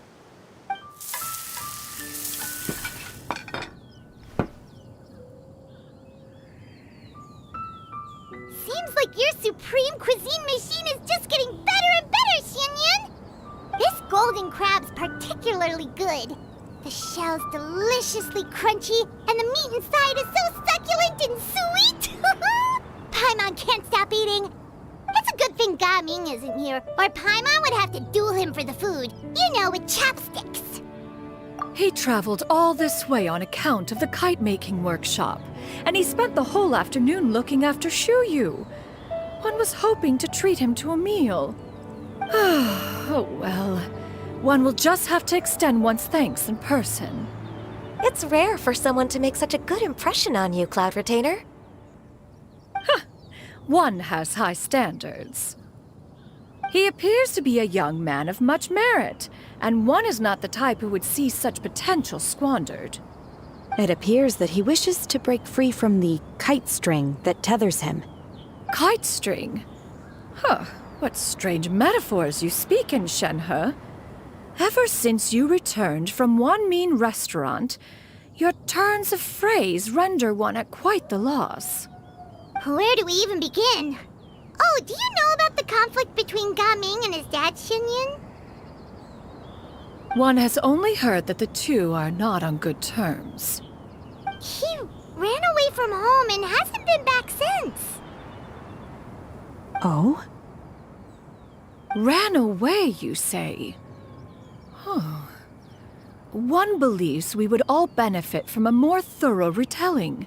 Start from the beginning. Oh, okay. Paimon just hopes he won't mind. What? This shall not do. Lantern Rite fast approaches. We must make haste. As one was contacting various tailors around Liyue, one could not help but be reminded of Menogius. He possessed a singular talent for clothing design. He had an exquisite eye, not just for fabric selection and color pairing, but also for what accessories could best accentuate a garment's overall styling. At a gathering of Adepti, Bonanis once complained in secret to some of the ladies in attendance that the skirt Menogius made for her was too long and impractical, lamenting that it would only hinder her in battle. However, when one asked Menogius his opinion, he remarked that the train of the skirt would serve to enhance her adeptal countenance by exemplifying a certain elegance. Menogius was that type of person. When it came to topics relating to garments and accessories, not even Rex Lapis could best his stubbornness. And later...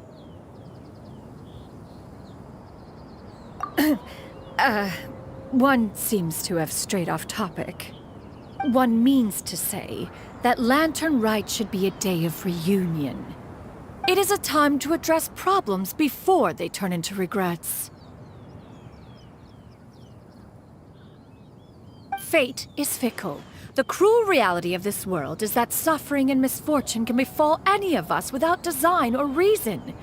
If there is a chance for young people to remain insulated from this reality, one should do one's utmost to make it so.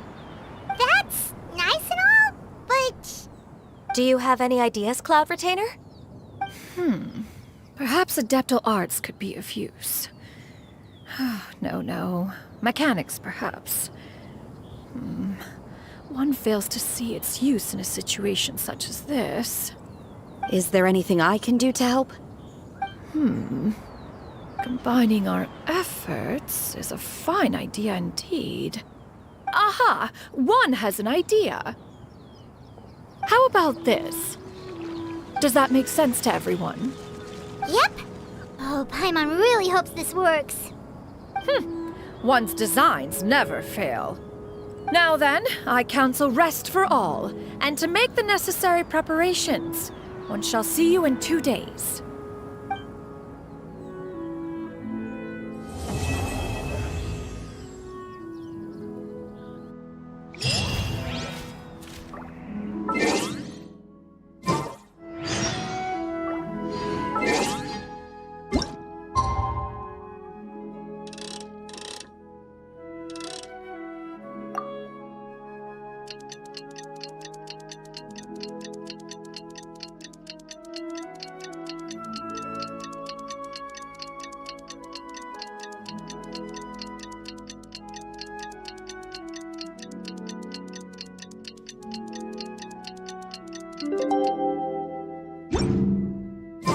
It's time to carry out the plan! Let's go find Gaming! Hope everything.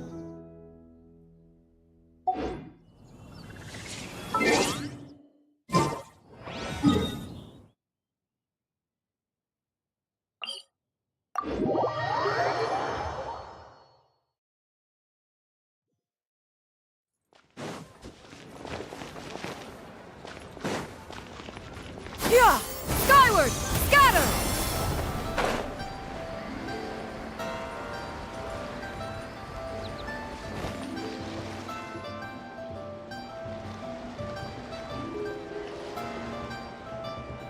Hi, Gaming! Paimon sees you've certainly gotten an early start this morning. Playing games already, are we? Who won this time? You the one buying dim sum again? Hey, when you put it like that, it makes it sound like I'm always the one losing. Ah, perfect, you're all here. There's an important commission I need your help with. Alright, I've got the time. Where are the goods? It's not just goods this time. I need you to escort a tea merchant and their wares from Xiaoying Village to Liyue Harbor. A very important client has requested to meet with him. Sure. What's this merchant's address? Here.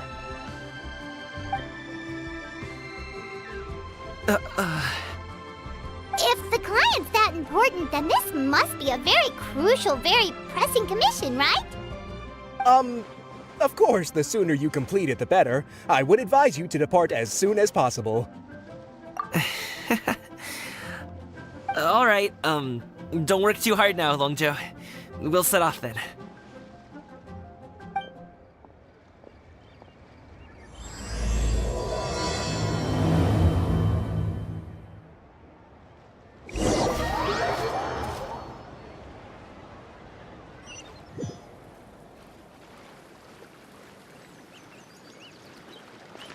You're a bit quiet today, Gaming.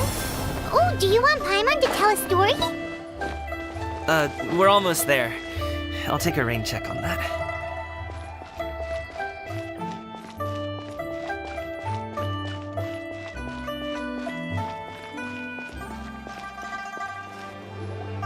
Hello, you must be the tea merchant heading to Liyue Harbor. We're here to escort you.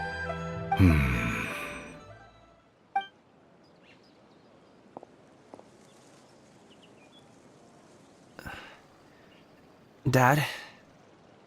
Oh, so you're Gaming's father. It's nice to meet you. Just leave this delivery to him. Trust Paimon, he's got this in the bag. Gaming is super good at what he does. Everyone at the Secure Transport Agency says as much. Even the Ministry of Civil Affairs has nothing but good things to say about him. Seems like you've made some sort of name for yourself at least. The goods are all in order? Yes, they're all here. Then let's get going. A very important client has asked for you by name. You kinda have to come with us. Paimon doesn't know how we would explain ourselves if you just didn't show up. Plus, you'd be missing out on a huge money-making opportunity. I see. I suppose I will have to trouble you all to escort me, then. Let's go.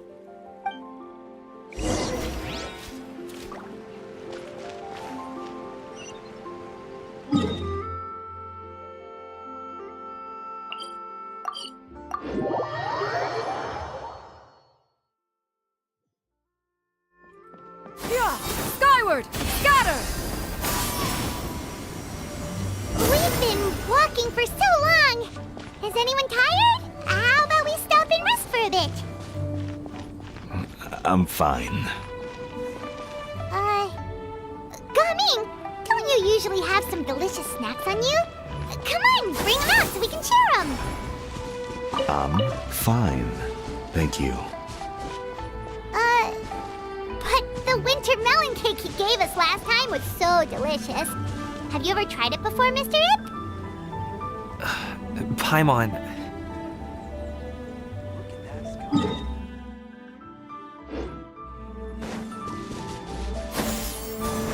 Skyward! Scatter!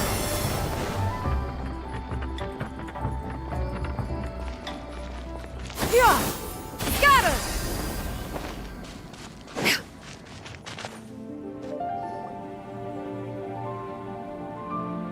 This place looks nice and open. Why don't you all rest here for a second? Huh? What about you? You're not going to join us? I'm not tired. I'll keep watch. Oh, but Just let him go.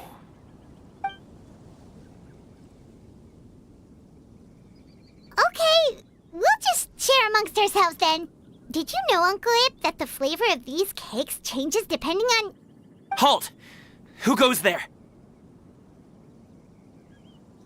It appears that one's movements were overly conspicuous. Enough of your musings. Focus. Focus on the matter at hand. Present your exquisite ornaments at once. Indeed. Bring them forth readily and without protest. Ah! What do we do? It seems as if these two are acting alone. It won't be difficult to subdue them, but they might have something else waiting in store for Dad. The best way to keep him safe is... Leave this to me. I'll handle them. Traveler, Paimon, take my dad and the goods away from here. No, Gaming. It's too dangerous. This is what I do.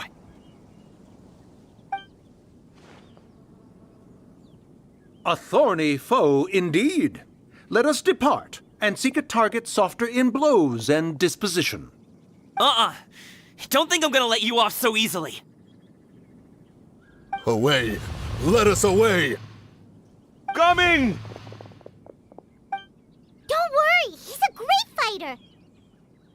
Paimon's even seen him take down a dozen or so treasure hoarders all by himself. But Coming,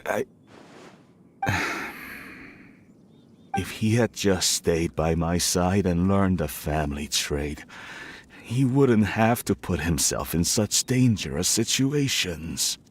We just have to trust him. Let's go on ahead. We'd best get away from here, in case there are other bandits in the area waiting in ambush. All is going to plan.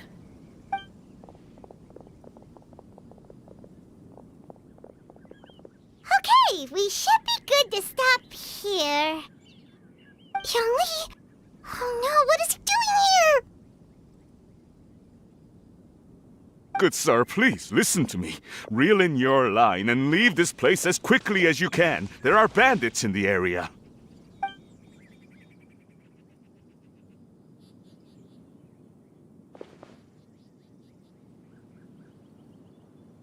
Bandits? Acting in broad daylight?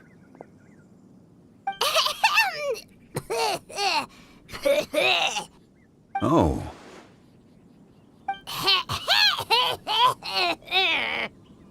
Ah, I see. It appears many people are catching a chill as of late. If your throat is bothering you, Paimon, perhaps some tea and rest are in order.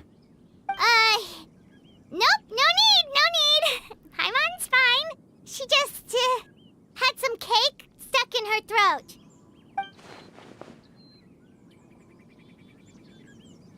If there are indeed bandits in the area, then we should inform the Millilith at once. Oh? Well, if that's the case, such matters are best left to those with the necessary expertise, wouldn't you agree? I suppose you're right. If ordinary people like us got involved, we would only cause more trouble. Since we find ourselves otherwise unoccupied in this beautiful area, why don't we find a quiet place to relax while we wait for good news? That would be lovely.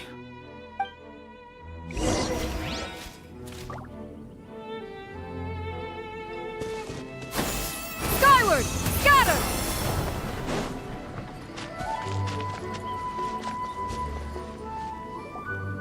So, Uncle Ip does have a reason to be worried. After all, Gaming, the guard we mentioned, is his son. Gaming. The name sounds somewhat familiar. Ah, yes.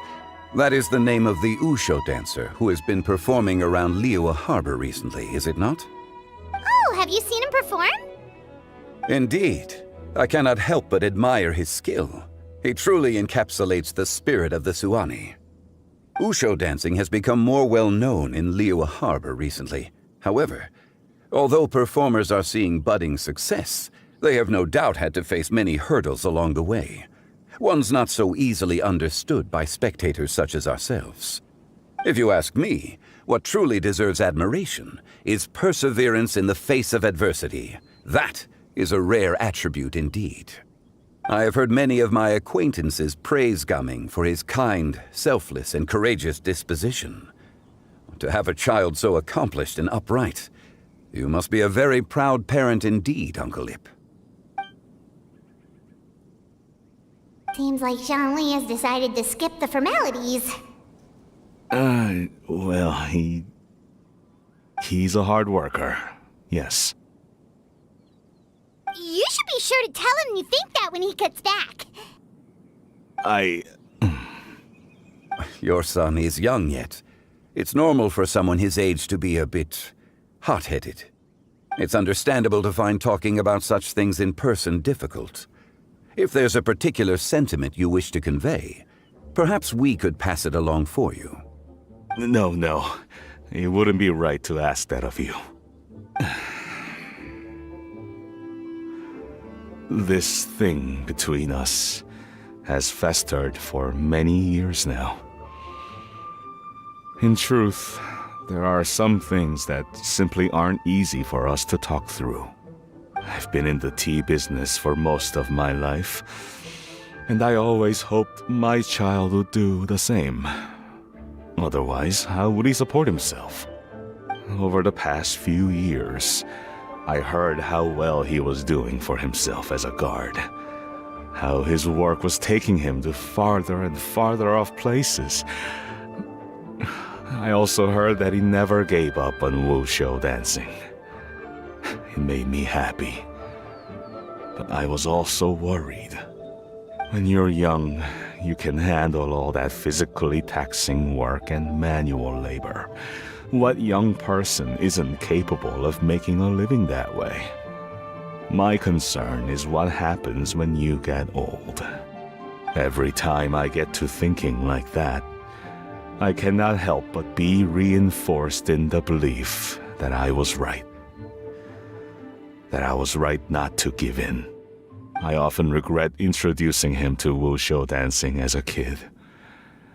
If I had known how things would turn out, I would have never taken him to see those performances in the first place. It is only natural for a parent to strive to send their child down the right path. No one would begrudge you that sentiment, Uncle Ip. You need not worry.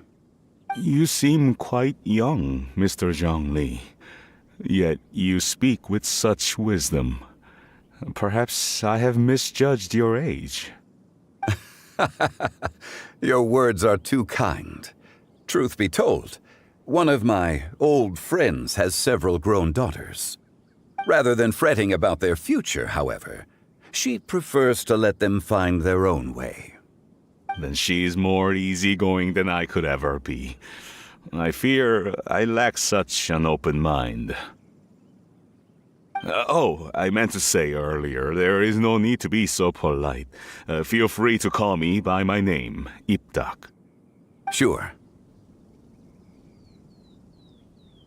So, do you also think I fret too much, Mr. Zhongli? That's not exactly what I was hoping to convey. Only a fool would ask a parent not to worry about their child. But think of it this way. Raising a child is not unlike flying a kite.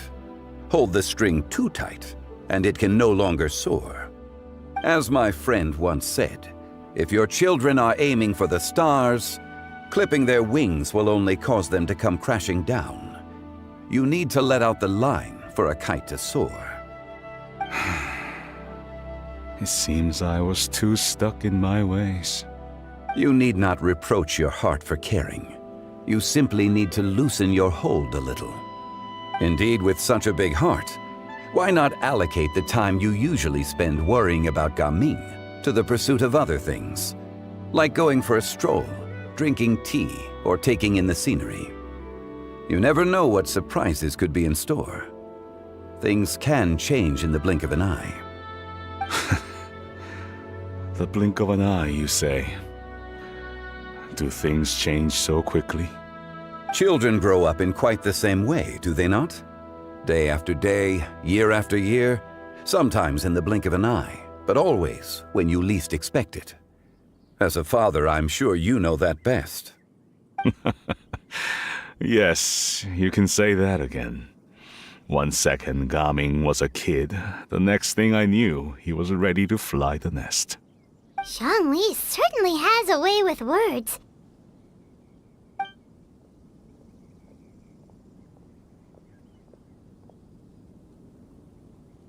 Oh, Gaming is back! Hey, Gaming, we're over here! Dad, Traveler, Paimon. Good, you're all here. Oh, and Mr. Zhongli from the Wangsheng Funeral Parlor? You're here too? A fated meeting indeed.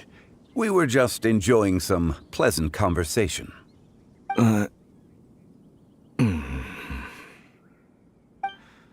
Is everything resolved? Well, you could say that. What does that mean? Traveler, Paimon, come with me. I need to talk to you. Huh? Oh, okay. I'll come right out and say it. Those two bandits, you sent them, didn't you?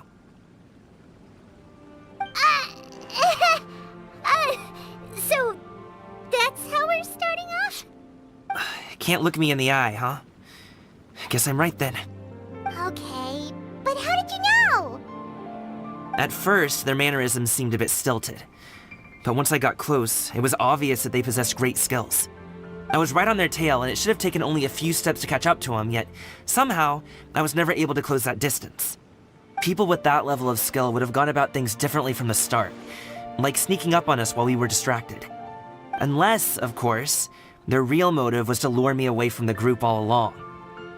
Wow, you're pretty quick on the uptake. I just have a lot of experience. I've dealt with many a ruthless bandit in my time, but I've never seen ones like them. In the end, I told them they would make good guards if they ever wanted to get back on the straight and narrow, and that they could hang out with me in Liyue Harbor anytime.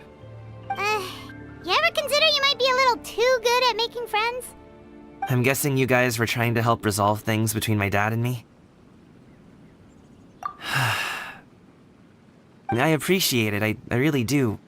But this conflict between us has been going on for a long time.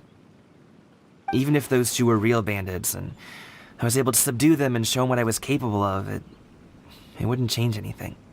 You've seen the way he talks to me. It's not like that at all!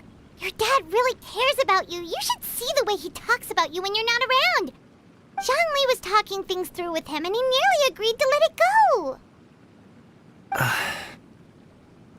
You don't believe us? He won't let it go. He can say as much as he wants to other people, but he won't talk to me. I'm certain of it. You told us you wanted to prove yourself to your dad. Why don't you tell him about all the hard work you've done these past few years? Will that even do anything? I'm not sure talking is enough. You won't know unless you try. Just like how you won't know if something is delicious unless you taste it. Listen to us. It's time to put these people skills to good use. You can make friends with anyone, so why not your dad?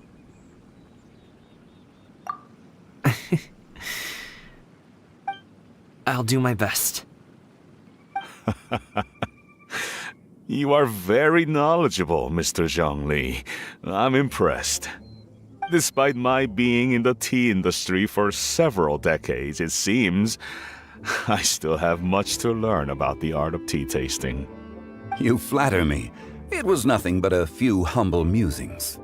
How much tea have you drank since we've been gone? Ipdak and I have found many a common interest. Our friendship, much like a cup of tea, seems to grow stronger the longer it has to steep. Well said, Mr. Zhongli. Gaming, Mr. Zhongli is very knowledgeable. You should take the opportunity to learn from people like him when you're in the city. Huh? Oh, of course. Zhongli? I have very much enjoyed our conversation, Ipdak, but I, unfortunately, have some unfinished funeral parlor business to attend to. Oh, I hope I didn't keep you. My apologies for taking up so much of your time, Mr. Zhongli. No need to stay on my account. When you're less busy, let's find a time to meet. I'll treat you to dim sum. It would be an honor. We'll see you off, Zhongli. You two have a nice chat, all right?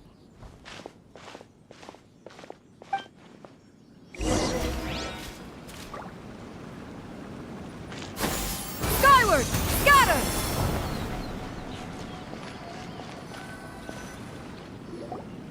Thanks for helping us talk things through with Uncle Ip. Good thing you were able to pick up on what we were putting down. I have been around the both of you for some time now. You could say I have a certain level of expertise in that regard. As for my role in the conversation, think nothing of it. I hardly did anything noteworthy. You never change, do you? Why did you have us walk all this way? Paimon thought we just had to go far enough to be out of earshot. A friend approaches. Hello. Xiao! You're here too? I've been here the whole time?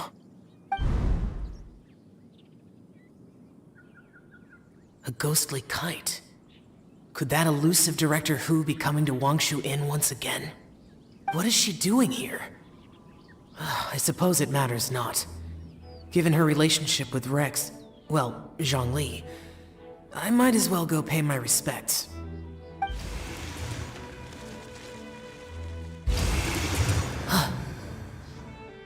It's you! I thought you were Director Hu. Ah, your arrival is most fortuitous. Do you want to try out this new gadget? The addition of the power source makes the takeoff more stable. It's just that... He seems quite immersed in the study of this device. I fear it's almost too stable. It completely negates the pleasure of seeing one's kite sway with the wind. It's a bit of a shame. In truth, I'm here because Director Hu dispatched me to purchase some items in preparation for Lantern Rite. I see. Much like she does every year. Much like she'll do next year, I would imagine.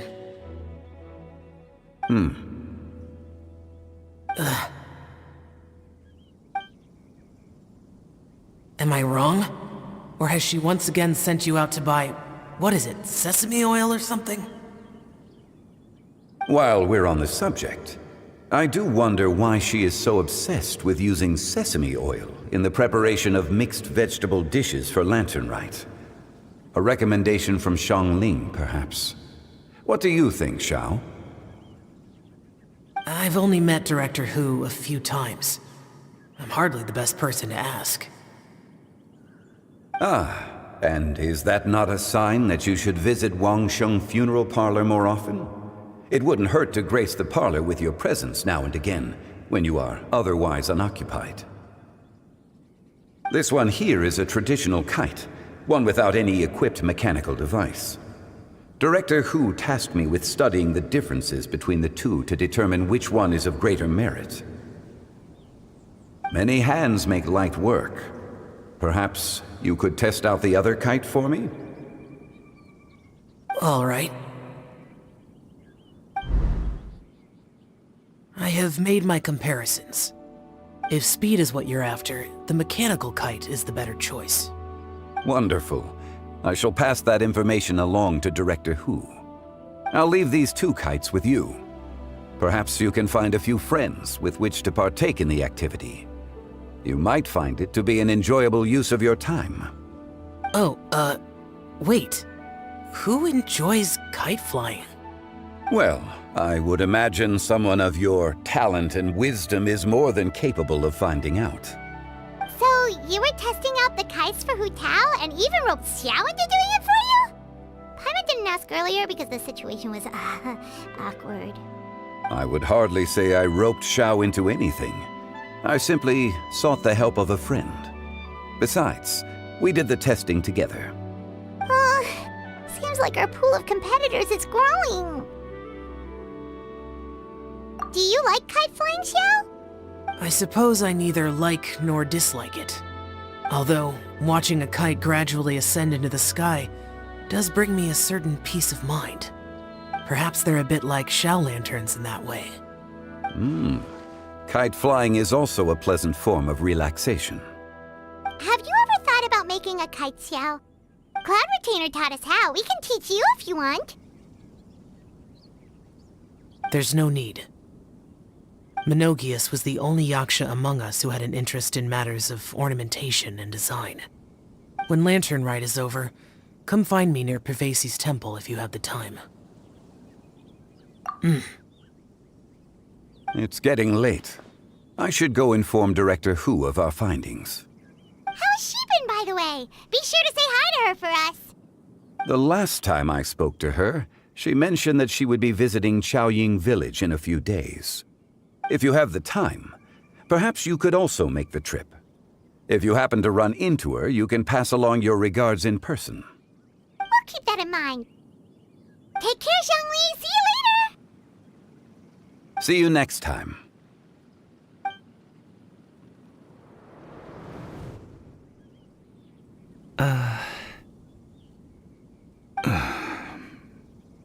Coming. You can go first. I don't have anything to say. Then I'll go. I still don't want to leave Liyue Harbor. Oh. I can't say I support that decision, but... Hey, let me finish before you get all worked up. Sit, Shenhe, sit. You must be tired from your journey. Shall I pour you a cup of tea, or would you prefer something else to drink? No need. I'm not tired. They're gone, Master. Perfect. The time is nigh for us to make an appearance. Do you remember the plan one recounted to you? Yes, Master. We aim to give them a demonstration of familial love. So I'll have whatever you are having. All right. What are Auntie Xianyun and Shenhe doing here? Just how many people are involved in this scheme? I suppose all I can do is just take a seat and see what happens. Perfect. I just so happen to have bought some Sunglow tea recently. It's quite the delectable variety. Or it would be if one has not been forced to drink it every day in the hopes of whittling down one's considerable stash. One has more than had one's fill already. Oh, forget it. Such thoughts detract from the present need to keep up the conversation. Has work been busy during the holiday season? Do you need my help with anything? Drunk guests can sometimes cause trouble, but I deal with them as you taught me, by pinning their heads against the table. Are Auntie Xianyun and Shenhe serious right now?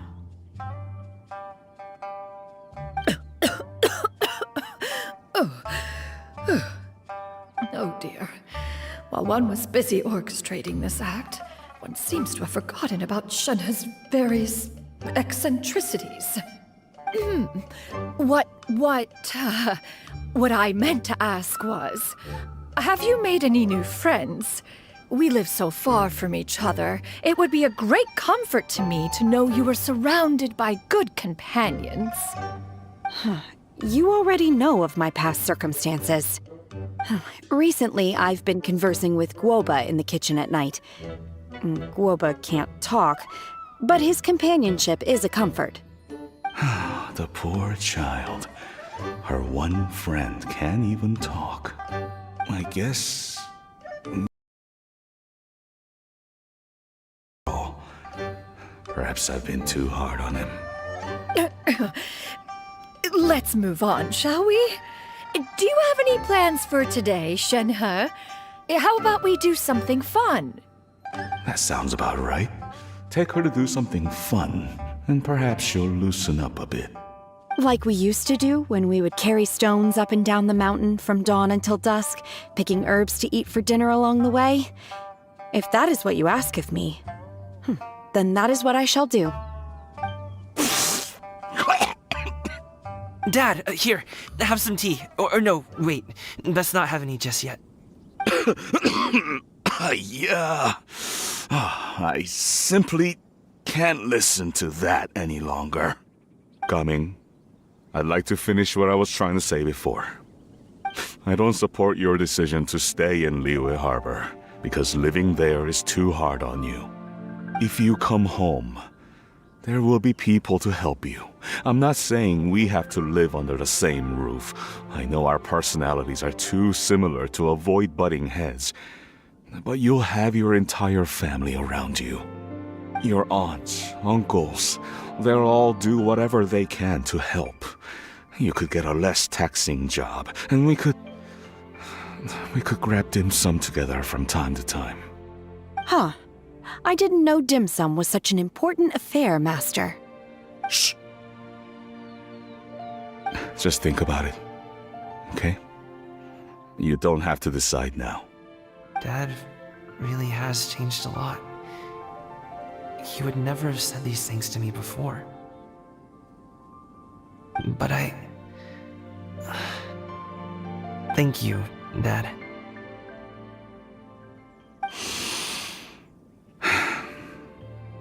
It's been long enough, don't you think? Oh, Paimon sure hopes they've made up by now. Oh, they're drinking tea in silence. That's not a good sign. Did xianyun's plan not work after all? Hey, you two! Paimon's sorry we were gone for so long. We got to chatting with some friends and didn't realize how much time had passed. Perfect timing, actually. We seem to be just about done here. Yep, let's go. I'll get the bags.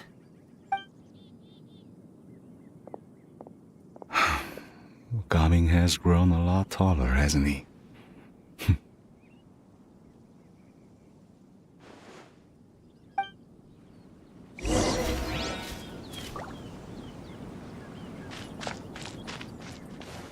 Master, did I say something wrong earlier?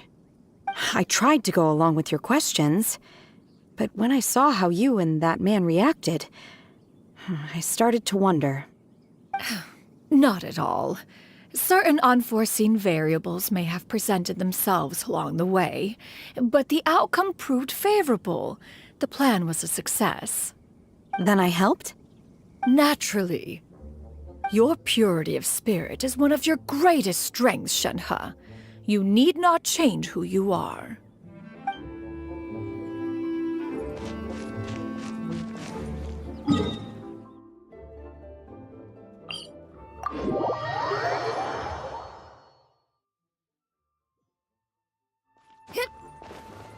Yeah!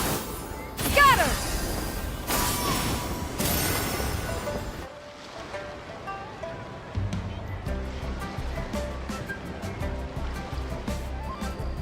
You must be Mr. Ip!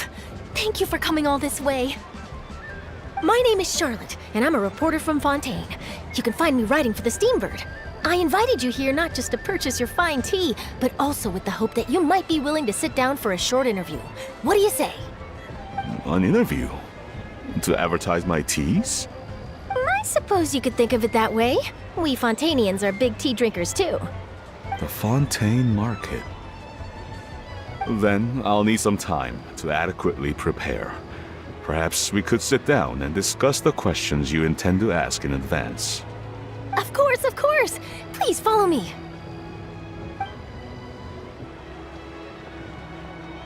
Is this person also involved in your plan? And here I thought I had lots of connections. I suppose I've been humbled. You sure know all kinds of cool and important people. Over here! Yoo-hoo! Over here! Huh? What? Auntie xianyun? She probably wants to talk about the next phase of the plan. Let's go while your dad is still distracted.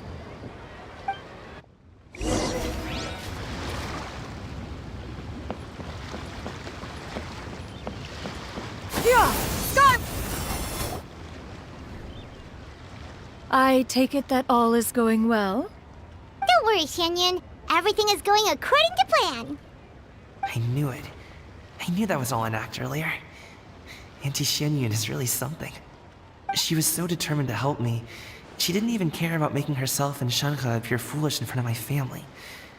She truly knows how to look out for others. I still have a lot to learn. As for the next step... Oh no! What's wrong, Gaming? Don't tell me you're the ones footing the bill for all that tea. I can't let you do that. Fret not. Reimbursements will be made. Exactly! Think of it more as an investment, as Ningguang would say. We pulled together the Mora so that Charlotte could place the order.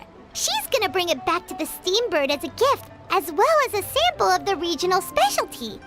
Fontainians will probably fall in love with your dad's tea as soon as they lay their eyes on Charlotte's article. And once all the money from the new orders begin to roll in, getting our Mora back will be a piece of cake. Oh, okay. Business-related matters always seem to go over my head, but I refuse to let you all lose more on my behalf. I'll pay you back right now.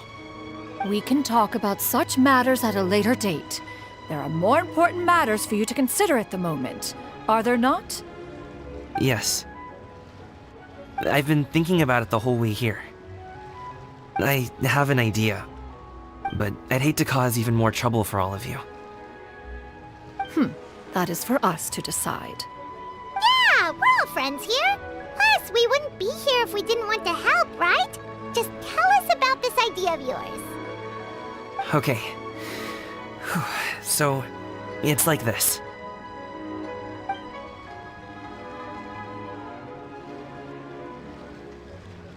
Got it! Just leave it to us. Let's split up and make it happen.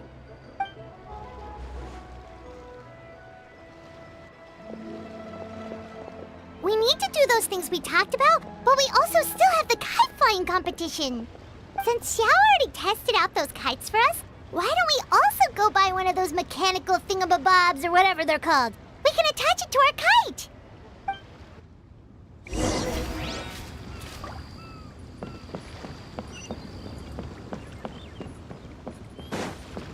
Yeah! Skyward! Scatter!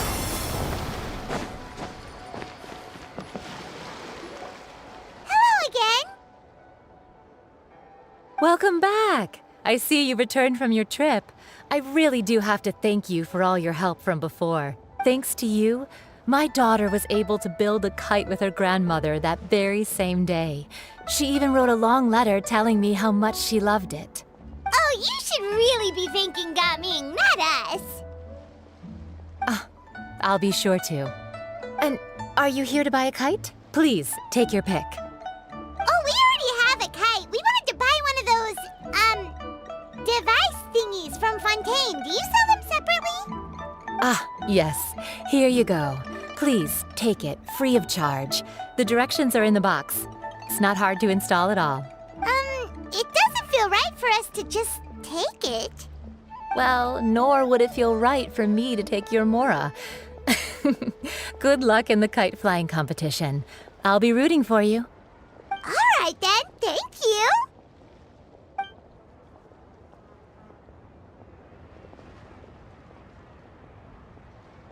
Phew, it's done. Let's get down to business.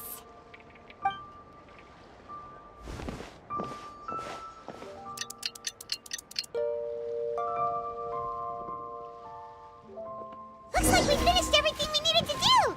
Let's find a good place and put this thing into the sky.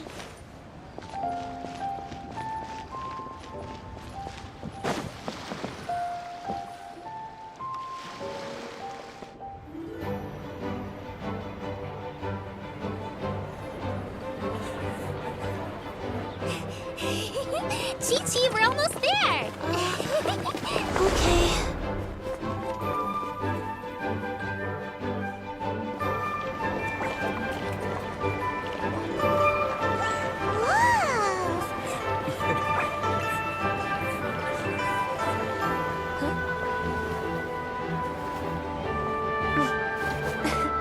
Come here, allow me.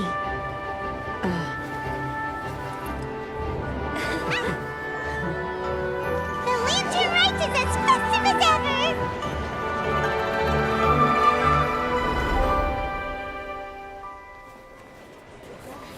Huh? Oh, what's going on? Did something happen? What should we do? Oh, should we get the Millilith?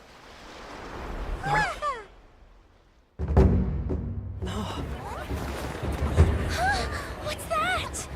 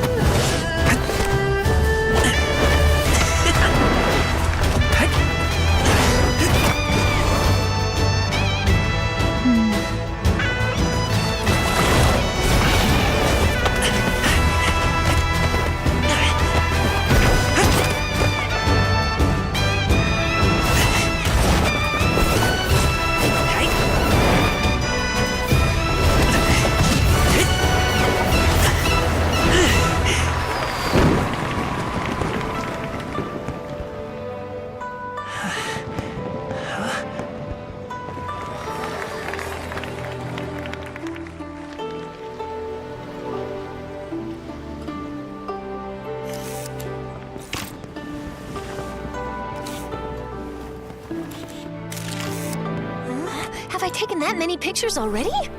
I need to load more film.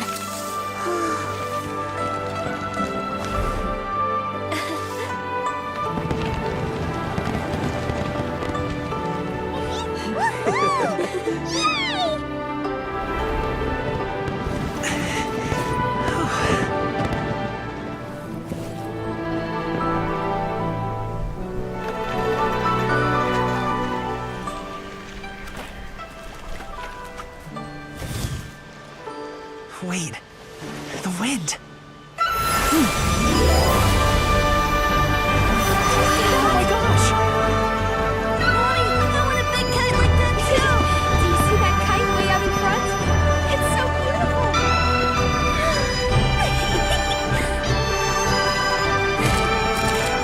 Happy Lantern Rite. Happy Lantern Rite!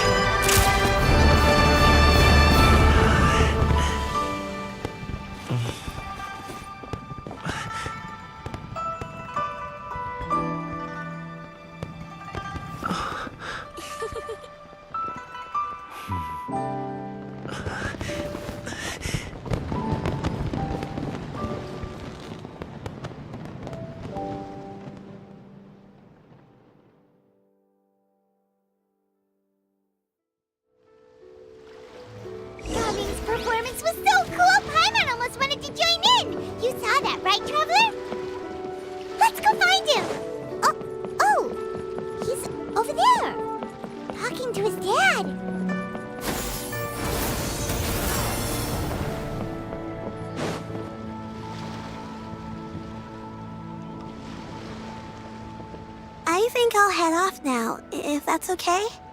Thank you, little girl. Do you want us to walk you back? No need, no need. Master is waiting for me right over there.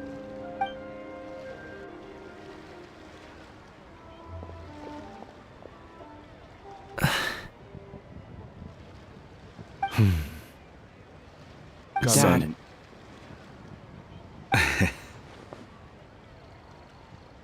I suppose I'll go first this time. Okay. Your performance. I've seen many wuxia dances in my time, but I've gotta admit, what you pulled off there was breathtaking. Wow. I never thought I'd live to hear you say that. You're serious about doing this professionally? Absolutely. I know it'll be difficult, but... Then it doesn't matter. What I mean to say is, of course it'll be difficult. But if that's your decision, if that's your dream, then it doesn't matter how difficult it is. As long as you put in the work, then any obstacle can be overcome in time. Really, when I was young, I also... Actually, how about we save that story of my past for another time? All I really want to say is, I've changed my mind. And much like this kite, you also deserve to soar to new heights. Dad. Son.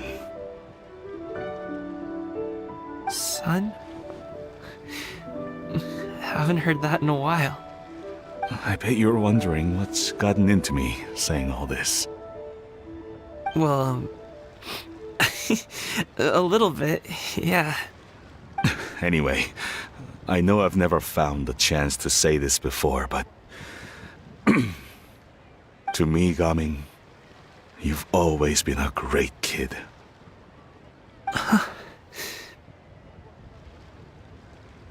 Alright, that's everything I've got. Did you have something you wanted to say, or...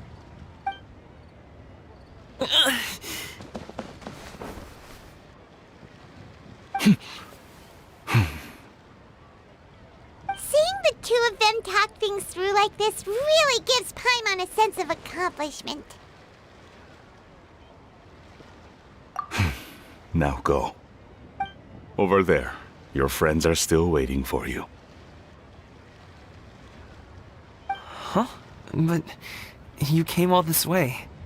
I'll be staying in Liyue Harbor for a bit longer. When you have time, we can grab dim sum together. Your treat, right? Dad, honestly. Go. Okay, then I'm off. See you soon.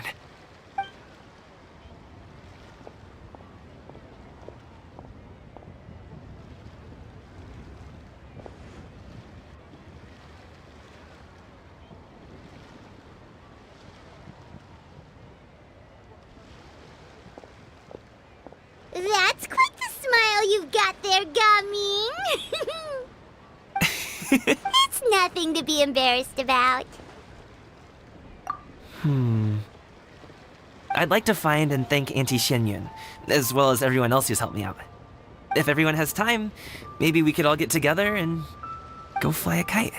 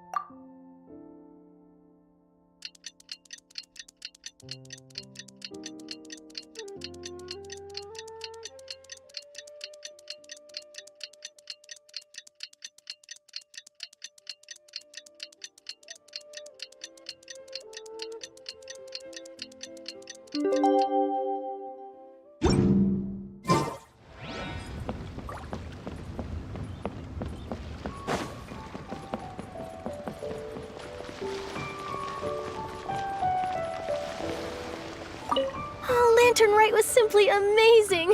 I'm not sure I'll be able to sleep tonight. Oh, that? Yeah, interesting story. It was invented by a guy from Fontaine. His name is Ildison. He's always tinkering away at some mechanism or another. He's even asked the Steambird to write about his inventions on more than one occasion. I believe I have a direct quote from him about this particular one.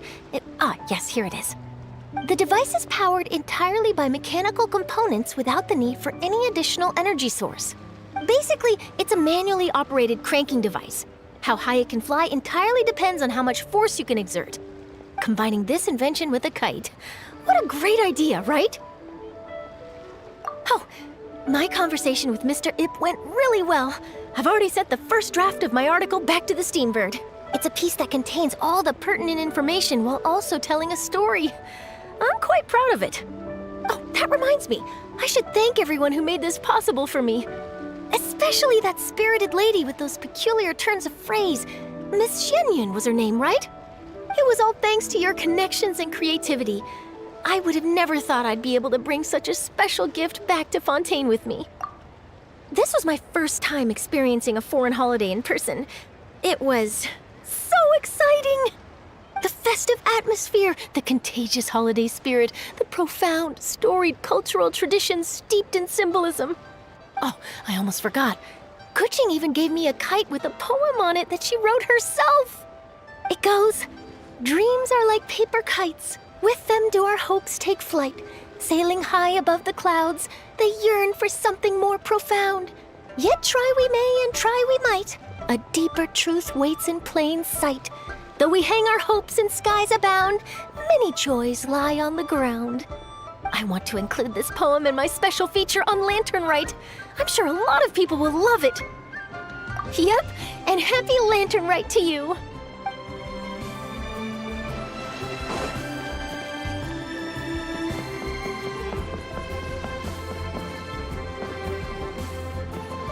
Yeah!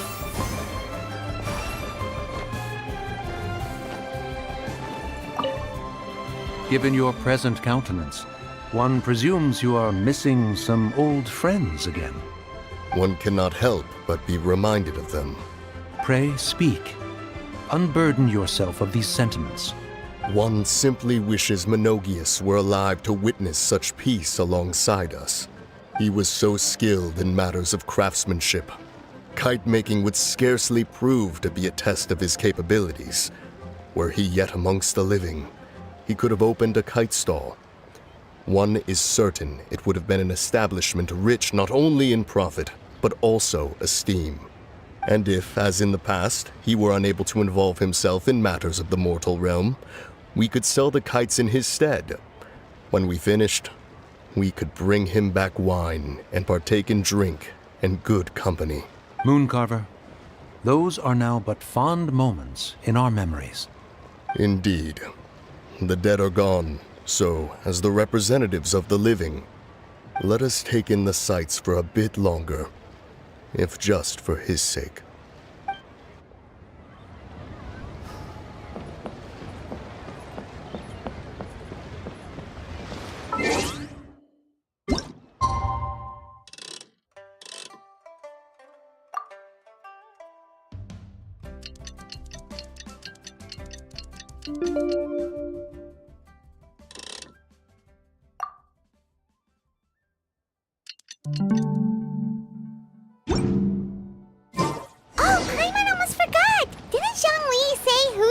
Also planning on spending some time in Xiaoyun village? We didn't have anything else to do today, right? Why don't we go have a look around? Maybe we'll run into her.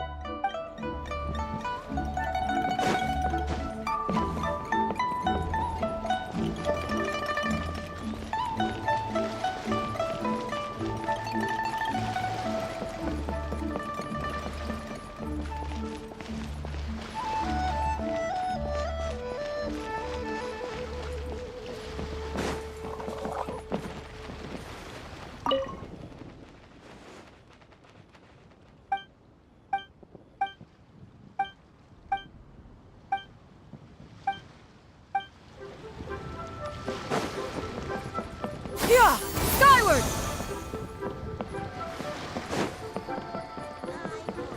Be able to find the kite of your dreams.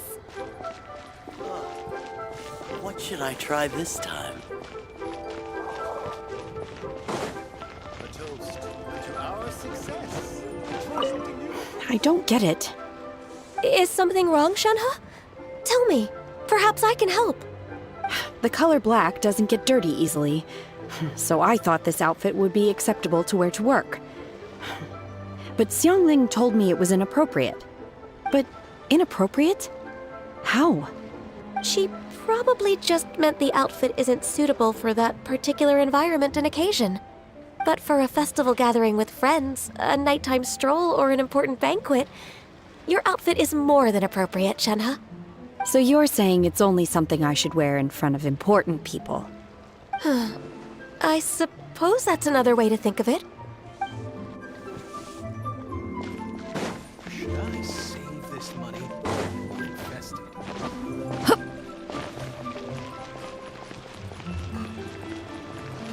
Yeah! Skyward! Scatter!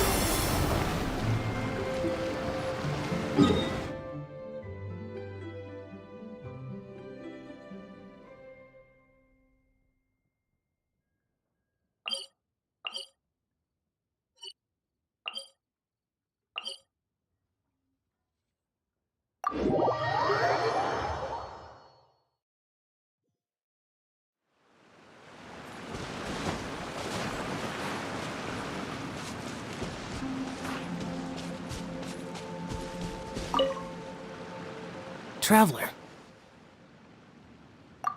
Being in the city isn't the only way for me to appreciate the lights and beauty of Lantern Rite. Look.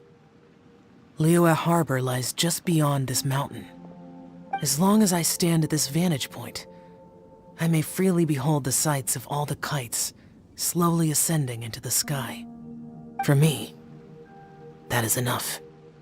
I invited you here because there is something I would like to do.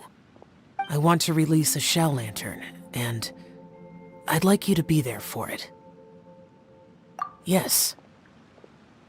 I apologize for its crude appearance. I have little skill in that regard. You are very kind, as usual. All right. It's time.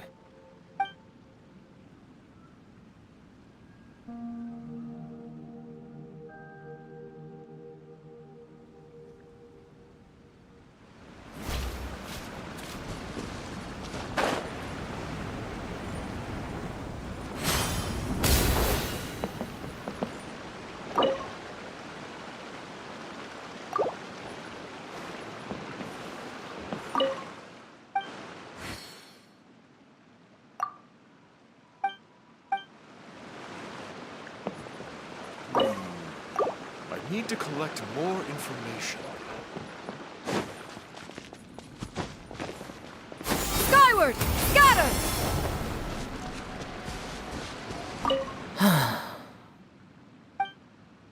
Traveler, thank you.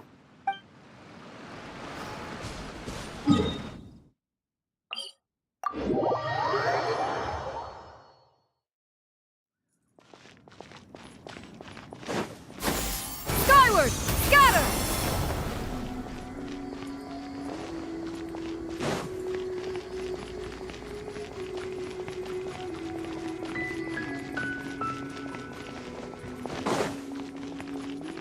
Yeah! Skyward! Scatter!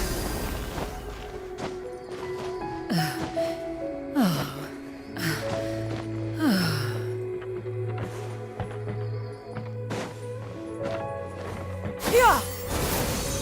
Scatter!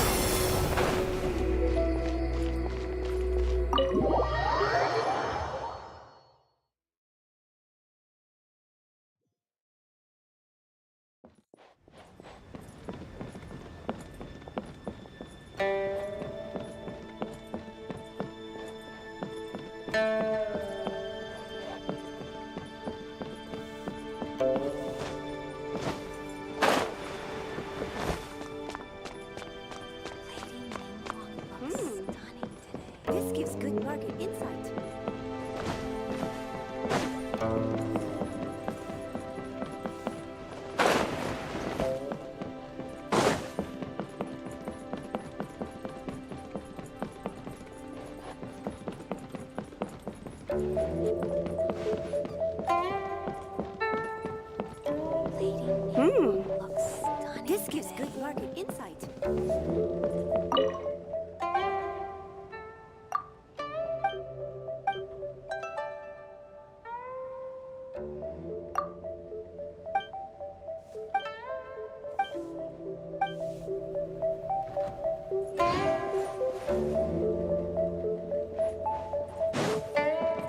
Yeah! Skyward!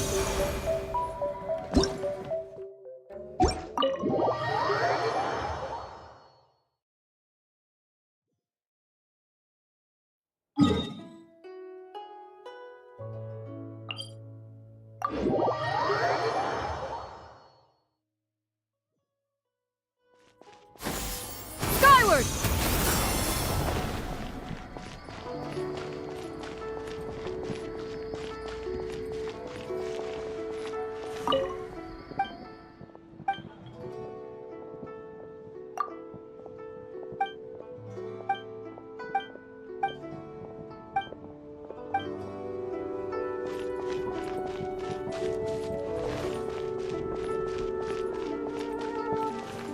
So, you're still a big fan of winter melon cake then?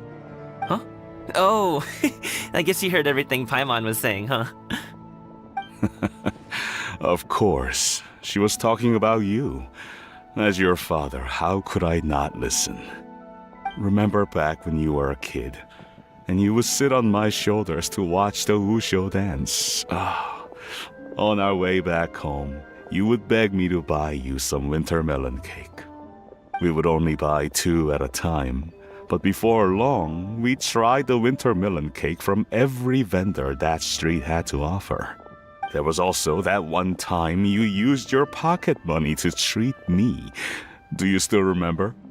Yeah, I remember. That was the best winter melon cake I ever had. Let's go back sometime. The shop's still there, and I remember the way. My treat, just like before.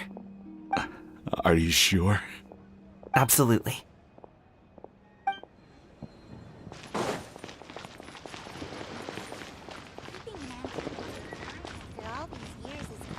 New stock at Zigu Antiques? Yeah! Very much, lady.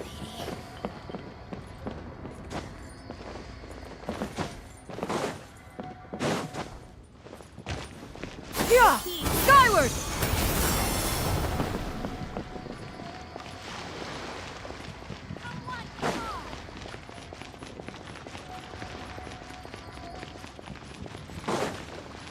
Yeah!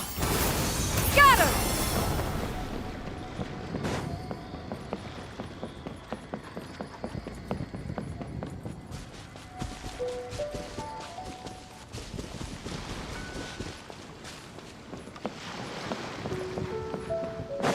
Yeah!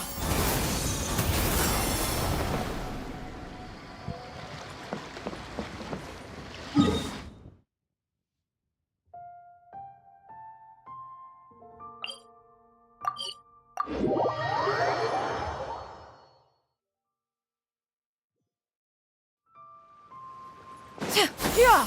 Skyward!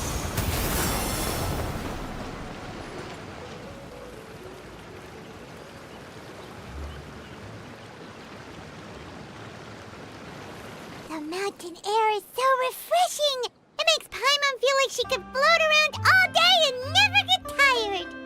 Cream! Gummies! Fuel fruit! Huh? Did you hear that? Sunshine! Blue skies! Good vibes! Right? So Paimon wasn't just hearing things. That voice sounds really familiar. Well, we've got the time. Why don't we go check it out?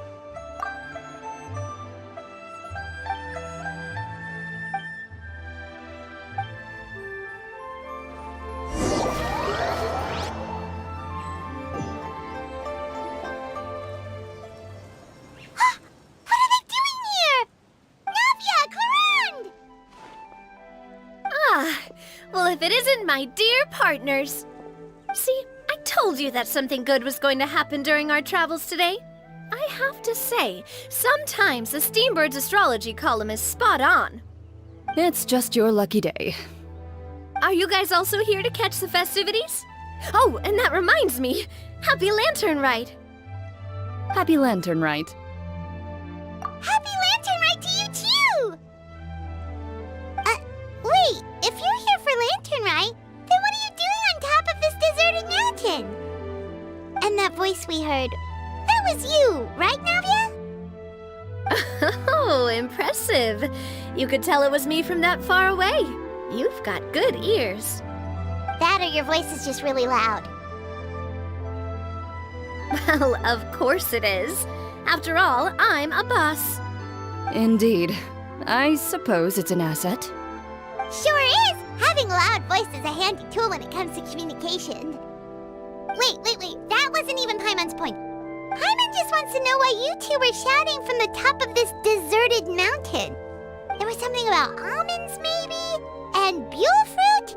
Ooh, is it some sort of secret code? No, it's not a code. The words are meaningless.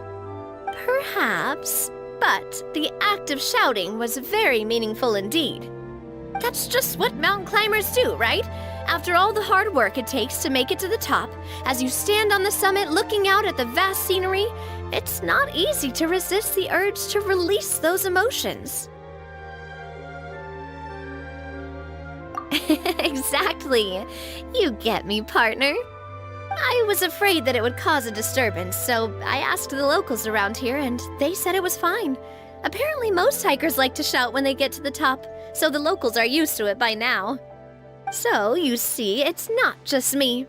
I guess everyone shouts from the top of a mountain at some point in their life. Speak for yourself.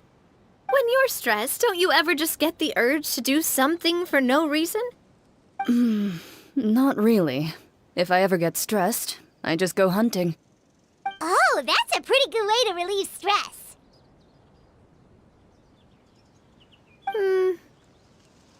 What I choose to hunt depends on my mood. Huh? Anyway, why don't you two give it a try? Shout anything you want. It's a real stress reliever.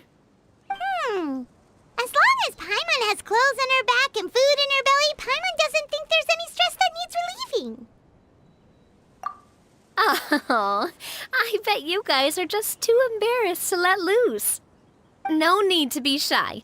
Even Furina was shouting from the top of this mountain earlier. Huh? Did Paimon hear that right?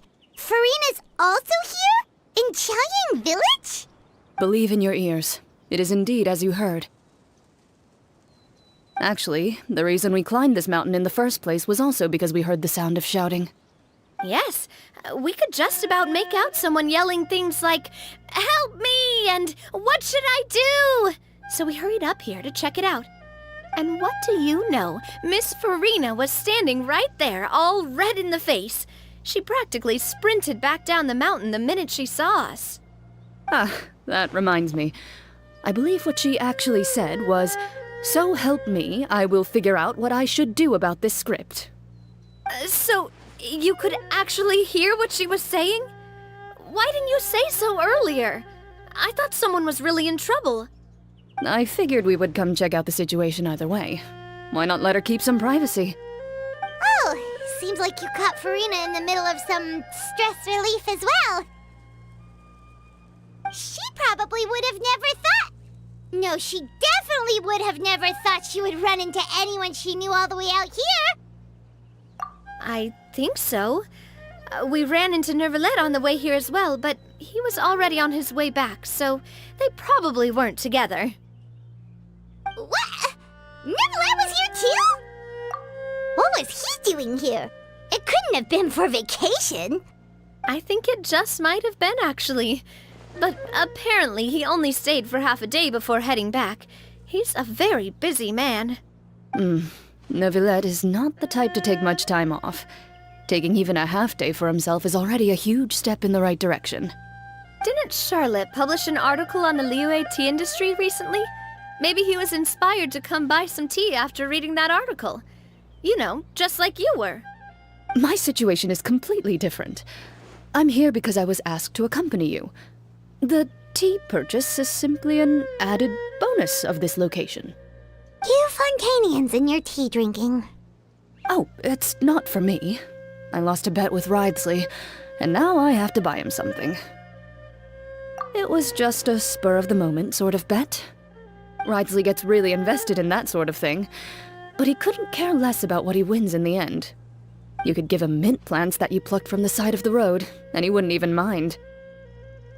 If only he was that easygoing when it came to talking business. In any case, I'm pretty sure the tea you bought is this region's specialty. What is it called again? Yes, that's the one. You didn't really buy 10 boxes, did you? Please, do I look like someone who would fall for that sort of marketing trap? That reminds me. You guys said you only came up here because you heard my voice, right? I hope it didn't put you out. You must have had other plans for the day. Oh, that's right. Who tell? A few days ago, we heard that a friend was going to be in Xiaoying Village, so we decided to come and see if we could run into her. Oh dear. We've been chatting for quite some time. I'm sorry for keeping you. That's good. We should probably head out and look for Hu Tao. No need to stay on our account. We just got up here, so we're gonna stay around for a little longer. Go and meet your friend. We can meet up in Xiaoying Village later.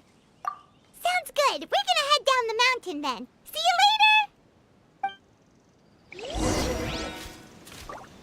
later! What do I have to do to get you to yell from the top of this mountain? Name your price. You really want to hear it that bad, huh? I'm just curious is all. I have a feeling you'll say something amazing. I will pass. I prefer to let actions speak louder than words.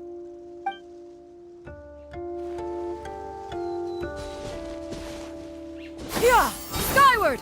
Scatter!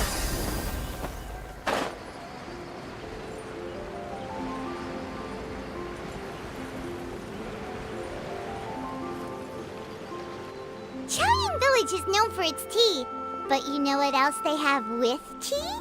That's right, dim sum! Didn't Gaming say something about dim sum being eaten in the morning? Oh, Paimon wonders if we can still get some at this time of day. Oh, well that's fine too. Paimon doesn't care what kind of tea it is as long as it comes with some tasty snacks. Now let's see what kind of yummy things we can find around here. Paimon's not seeing things, is she? Is that Furina standing between Zhongli and Hu Tao? Wonder what they're talking about. Zhongli knows a lot of stuff. Maybe he's telling Furina about Xiaoying Village. Oh, or maybe Hu Tao is trying to rope Furina into being one of her clients. Hey, this isn't the Fortress of Meropide. But Paimon could be convinced for the right price.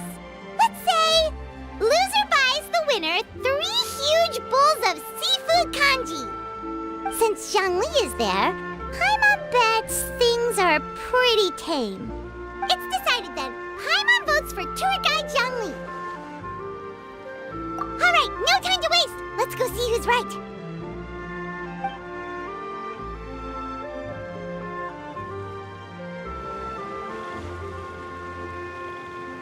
Good afternoon, Hu Tao, Zhongli, and Furina.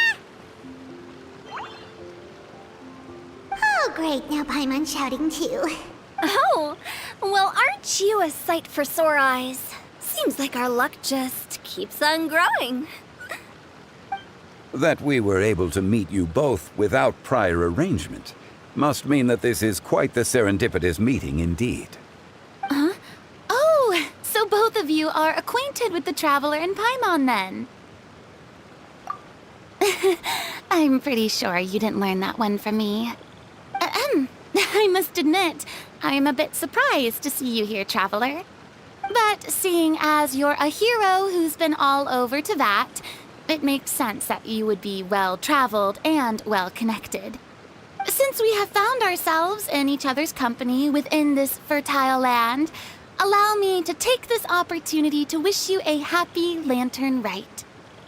It appears you have been to Fontaine, then. Given your proclivity to spread good deeds wherever you go, it's no surprise that you would make the acquaintance of a celebrity as illustrious and celebrated as Miss Furina. That's quite high praise. What I mean to say is, you flatter me, Mr. Zhongli. Although I've built up a certain following within Fontaine, it is no reflection of strength or wisdom. I stand before you right now as nothing more than an ordinary traveler in search of beautiful scenery and creative inspiration.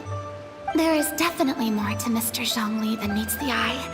I could tell as much from our conversation earlier.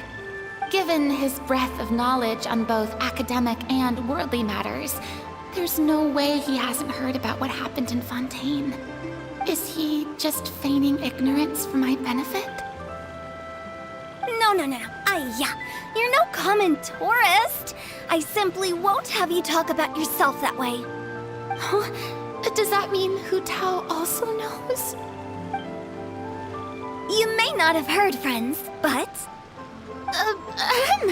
Miss Hu Tao. Miss Furina is now one of my esteemed clients.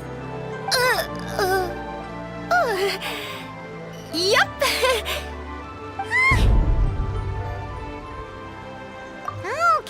Okay, you win. Guess Paimon will have to break into the hidden stash at the bottom of her shoe. Huh? What's this about winning something? Don't tell me. You two were placing bets on us. Nuh-uh! We just saw you guys standing on the side of the road and couldn't help but take guesses as to what you were talking about. Oh, I see. That means you, my friend, must have guessed that I was trying to promote my business to Miss Furina.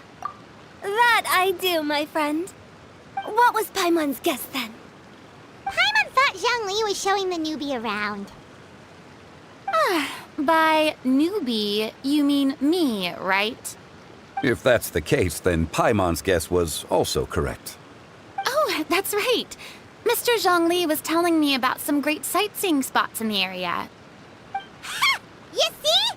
Paimon was right too! Since both of our guesses were right, there can't be a winner or a loser. Hey, don't be upset, traveler. How about this? You buy Paimon a bowl and Paimon will also buy you a bowl. As for the third bowl... Since I was the subject of the bet, perhaps it should go to me?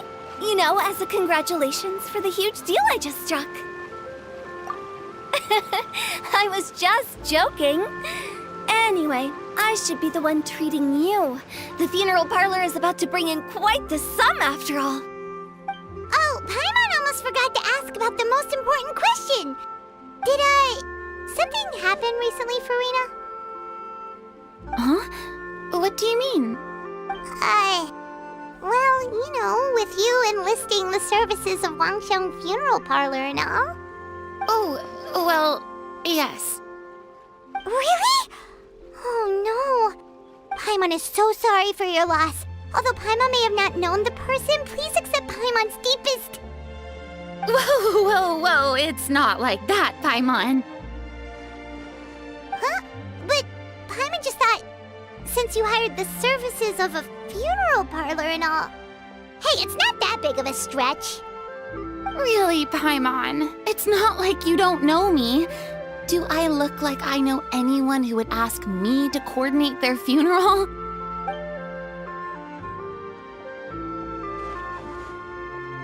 Miss Hu Tao is simply helping prepare some props for my film.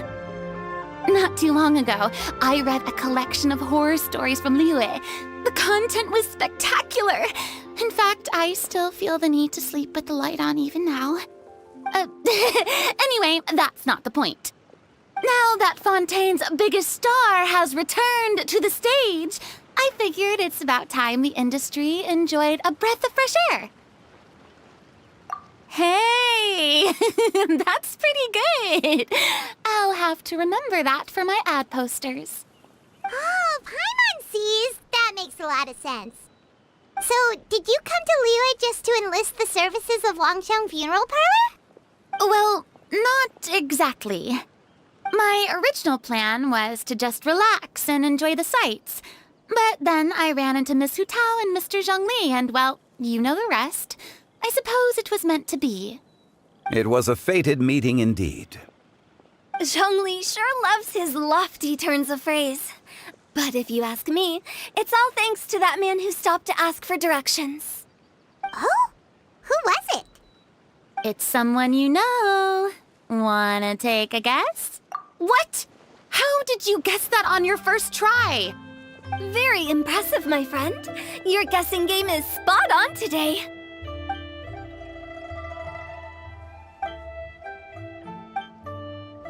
Huh. Paimon never thought Neuvillette would be the type to get lost. I'm sure he didn't get lost. Even I was able to find my way to this place without any trouble. He was already getting ready to leave by the time I arrived. He just wanted to ask someone about the quickest way to get back to Fontaine.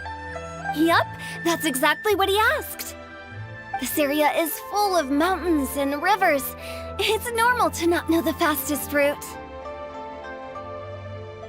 So, were you the one that pointed him in the right direction, Hu Tao? Of course. I'm also a guide of sorts, you know. So naturally, I also have a great sense of direction.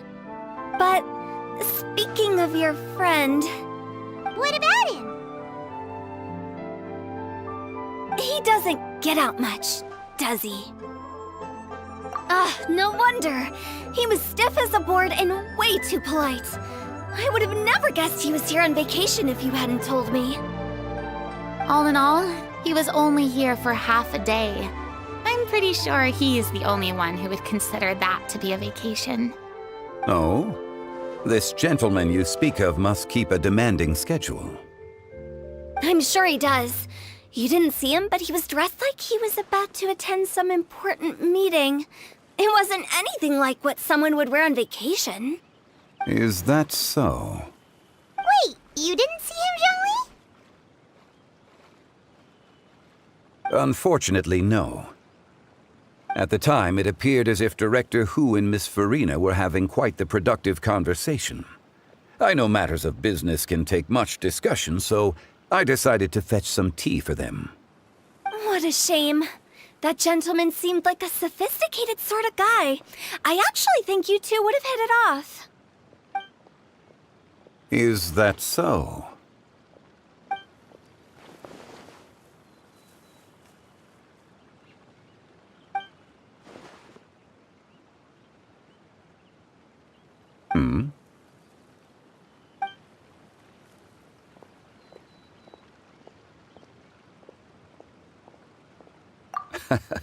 To borrow Miss Furina's turn of phrase, perhaps it just wasn't meant to be.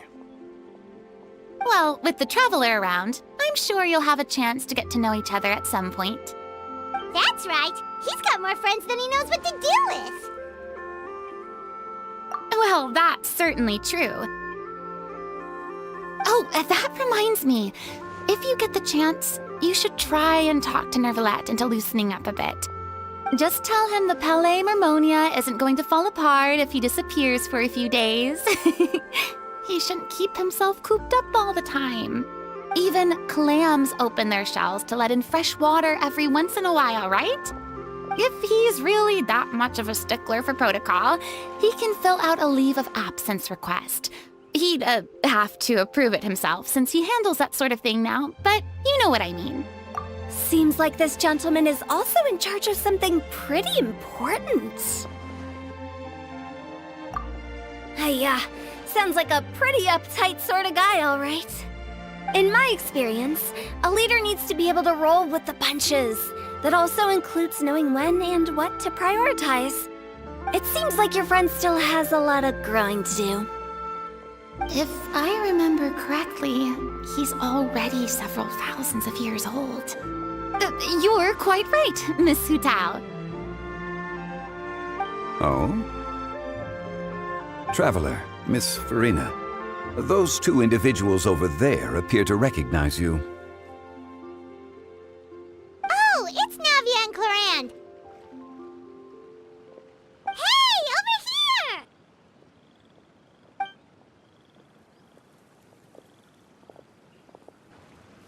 We saw you all chatting over here, and we're wondering if we could join in. Please, excuse the interruption. Oh, so polite. No apologies necessary. Any friend of the Traveler and Miss Furina is a friend of mine. Ah, straight to the point. I like it.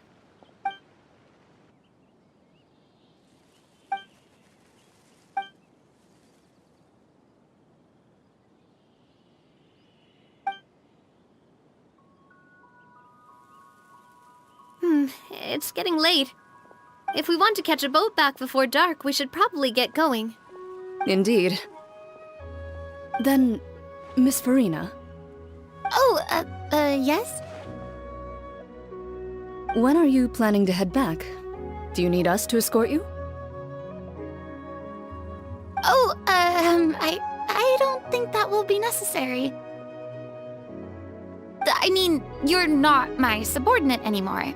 You don't need to look after me. I didn't mean it that way. It's normal for friends to travel home together if they run into each other on the road. There are a lot of mountainous roads in this area. I imagine they'll be even harder to navigate after dark. Exactly! Just like in those ghost stories. 8 paths converge in a wood. Beside them an old house is stood. If you dare to go inside, not a soul will greet your eye. But if you take a closer look, there may be something you mistook. A candle flickers to and fro, yet there is no wind to make it so.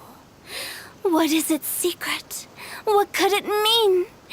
In this wood, where mystery screams. Ooh.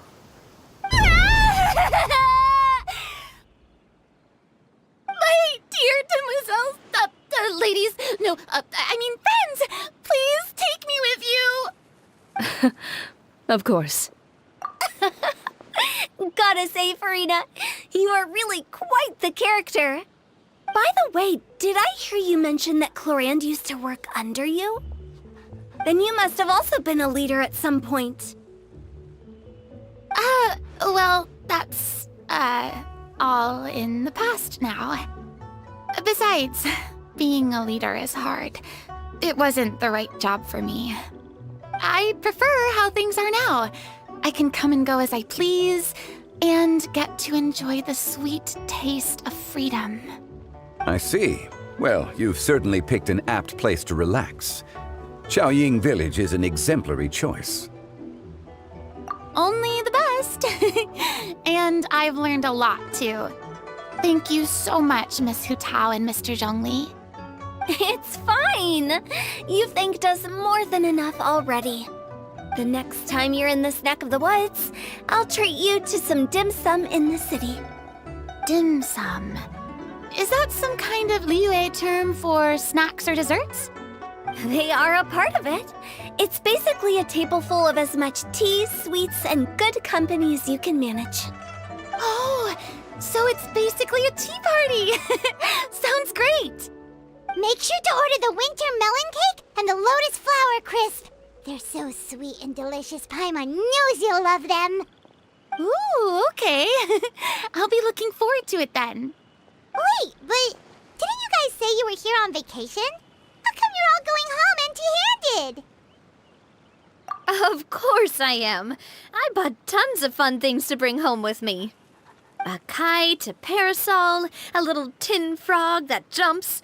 Oh, and a stuffed toy of a mythical beast. Clorand is the one who didn't buy anything for herself.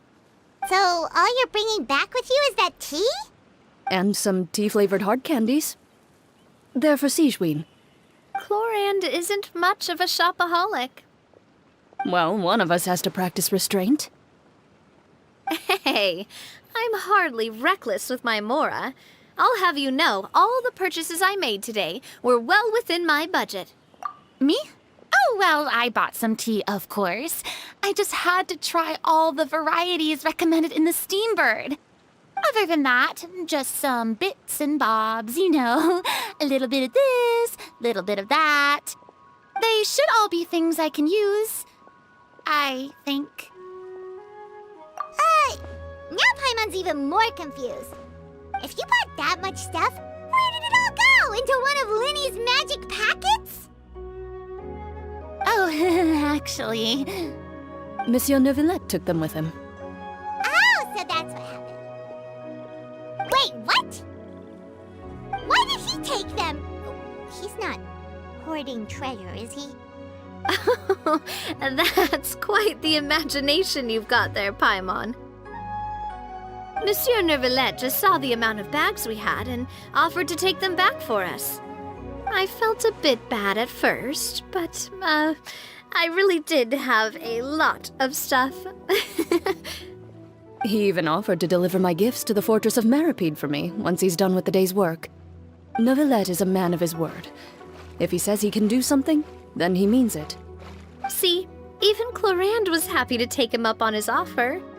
If even his trusty subordinate agreed, then who was I to refuse?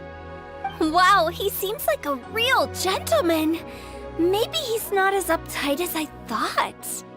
If only the funeral parlor had an employee as thoughtful, proactive, and responsible as him. Right, Zhongli? Indeed. Clorand said Neuvillette offered to deliver her gifts to Risley. So if we go to the entrance of the Fortress of Meripede, maybe we'll run into Neuvillette. But we don't know exactly when he'll show up.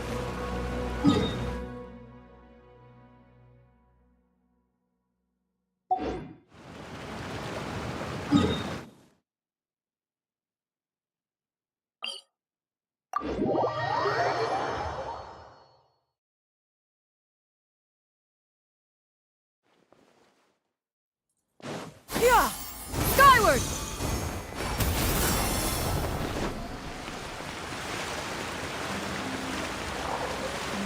Yeah! Skyward! Scatter!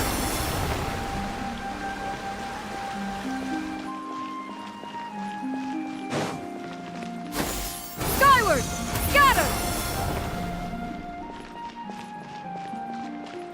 Hit! Yeah! Skyward! Scatter! Look! It's Neuvillette! We lucked out!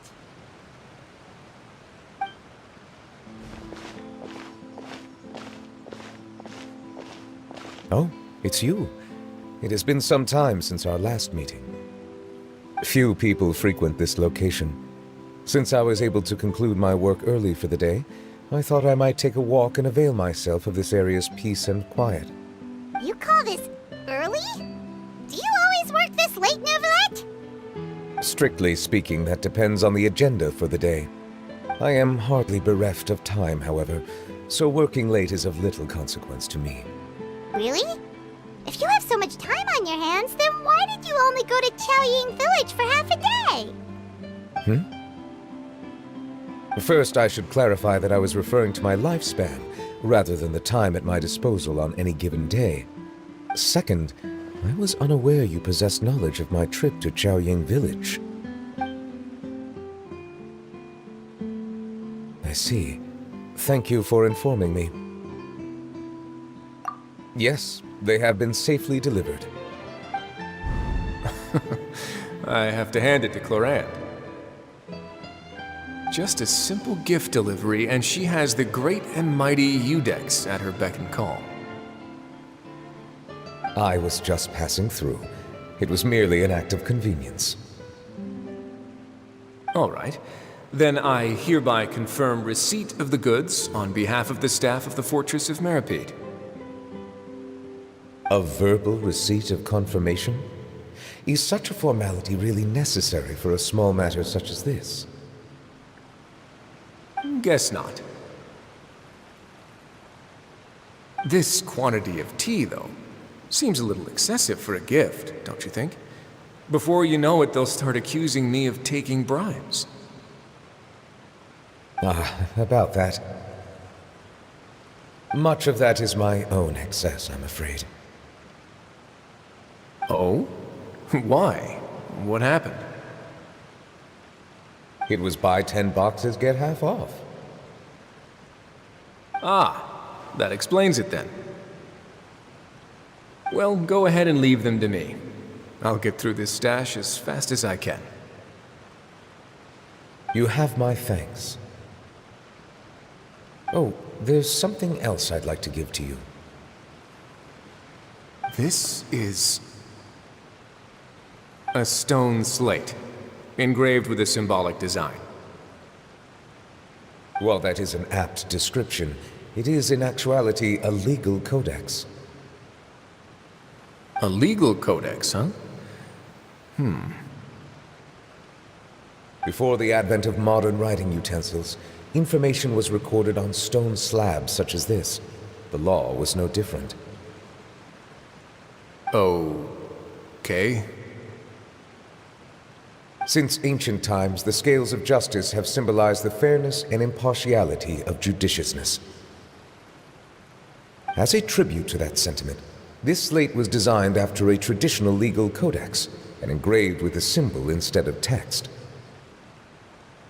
During my travels recently, I chanced upon a roadside stall offering tourists the opportunity to try their hand at the ceramic arts, so I decided to have a go. We joked with Claran some time ago about gifting you a legal codex. So, here you go. Ah, so that's what this is about. I did not expect you to remember it as well. In any case, I hope this can be considered as a reasonable attempt to join in on the banter. It is a very good attempt. I suppose I shouldn't be surprised. Even your sense of humor centers around the law. That's an impressive level of commitment. Well, a gift of this significance deserves to be put on display, and I know just the place. Front and center in the fortress's showroom. Ah, surely there's no need for such a grand gesture. Just kidding. I don't have anything like a showroom. But we do have a storage room. We can put it next to all the mechanical parts xianyun has collected. That sounds good to me. So that's what you were doing in xianyun Village. Indeed. Of course, while I was there, I also took the opportunity to taste the local spring water. The aftertaste is much purer than what I have delivered to me in Fontaine. It stands to reason that the long-distance transport has a tendency to imbue the water with extraneous emotion. If you want to experience the true flavor, you simply have to go to the source. Perhaps I should organize some time off to do the same elsewhere.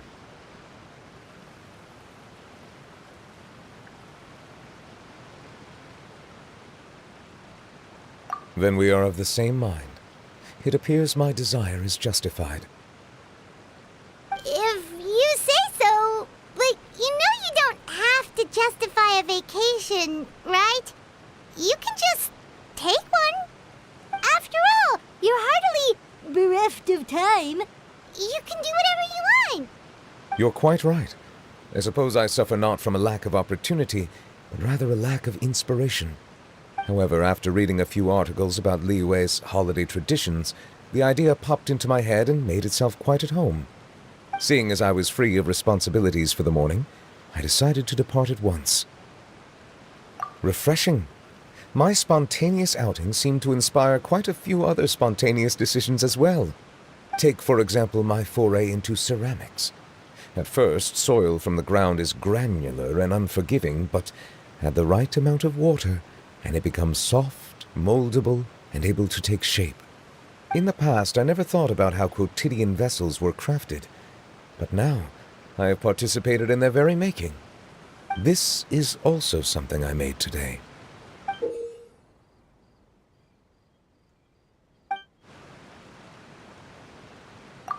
That's a ladle? Paimon thought it was supposed to be some long-necked sea creature. That was indeed one of my inspirations. Really? You like it?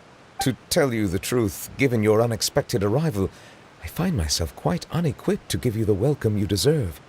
Around such an important holiday such as this, human custom would dictate that gifts should be in order. But I'm afraid this is all I can offer. If you'll have it, that is. That is precisely why it would do me such a great honor if you accepted. You are most welcome. Happy Lantern Rite.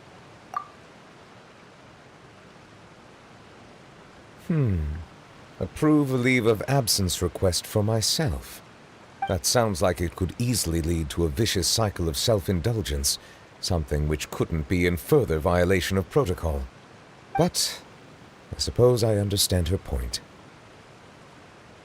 My proclivity to refrain from personal outings does, in part, originate from a sense of responsibility toward my duties. But it is also due to a lack of desire to engage in the human world. But now I see that the human world is indeed full of many interesting places to discover.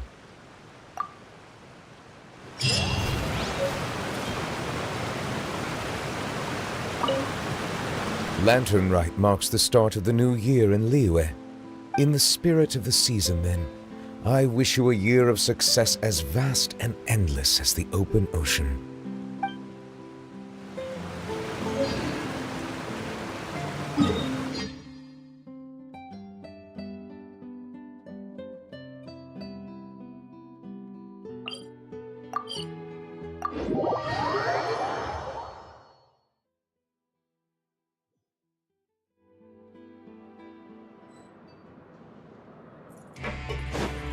Yeah! Scatter!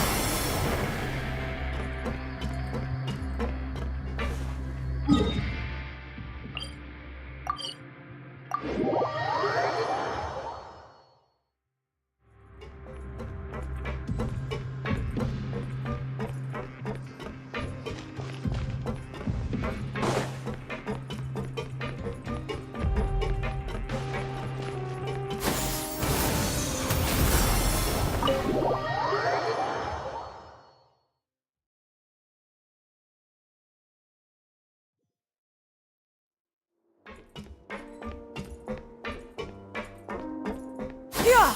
Skyward!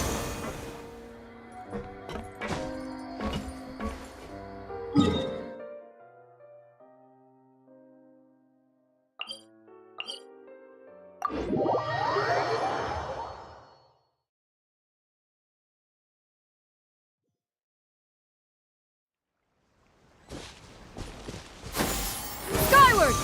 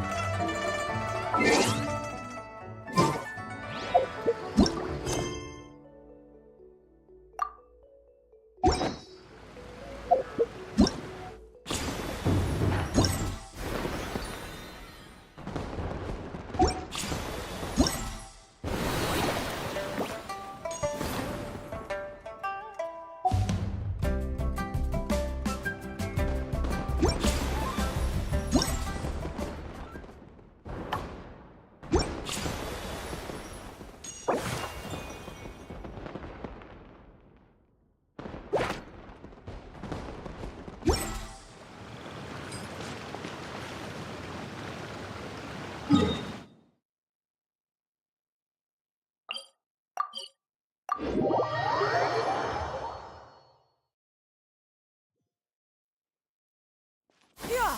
Skyward!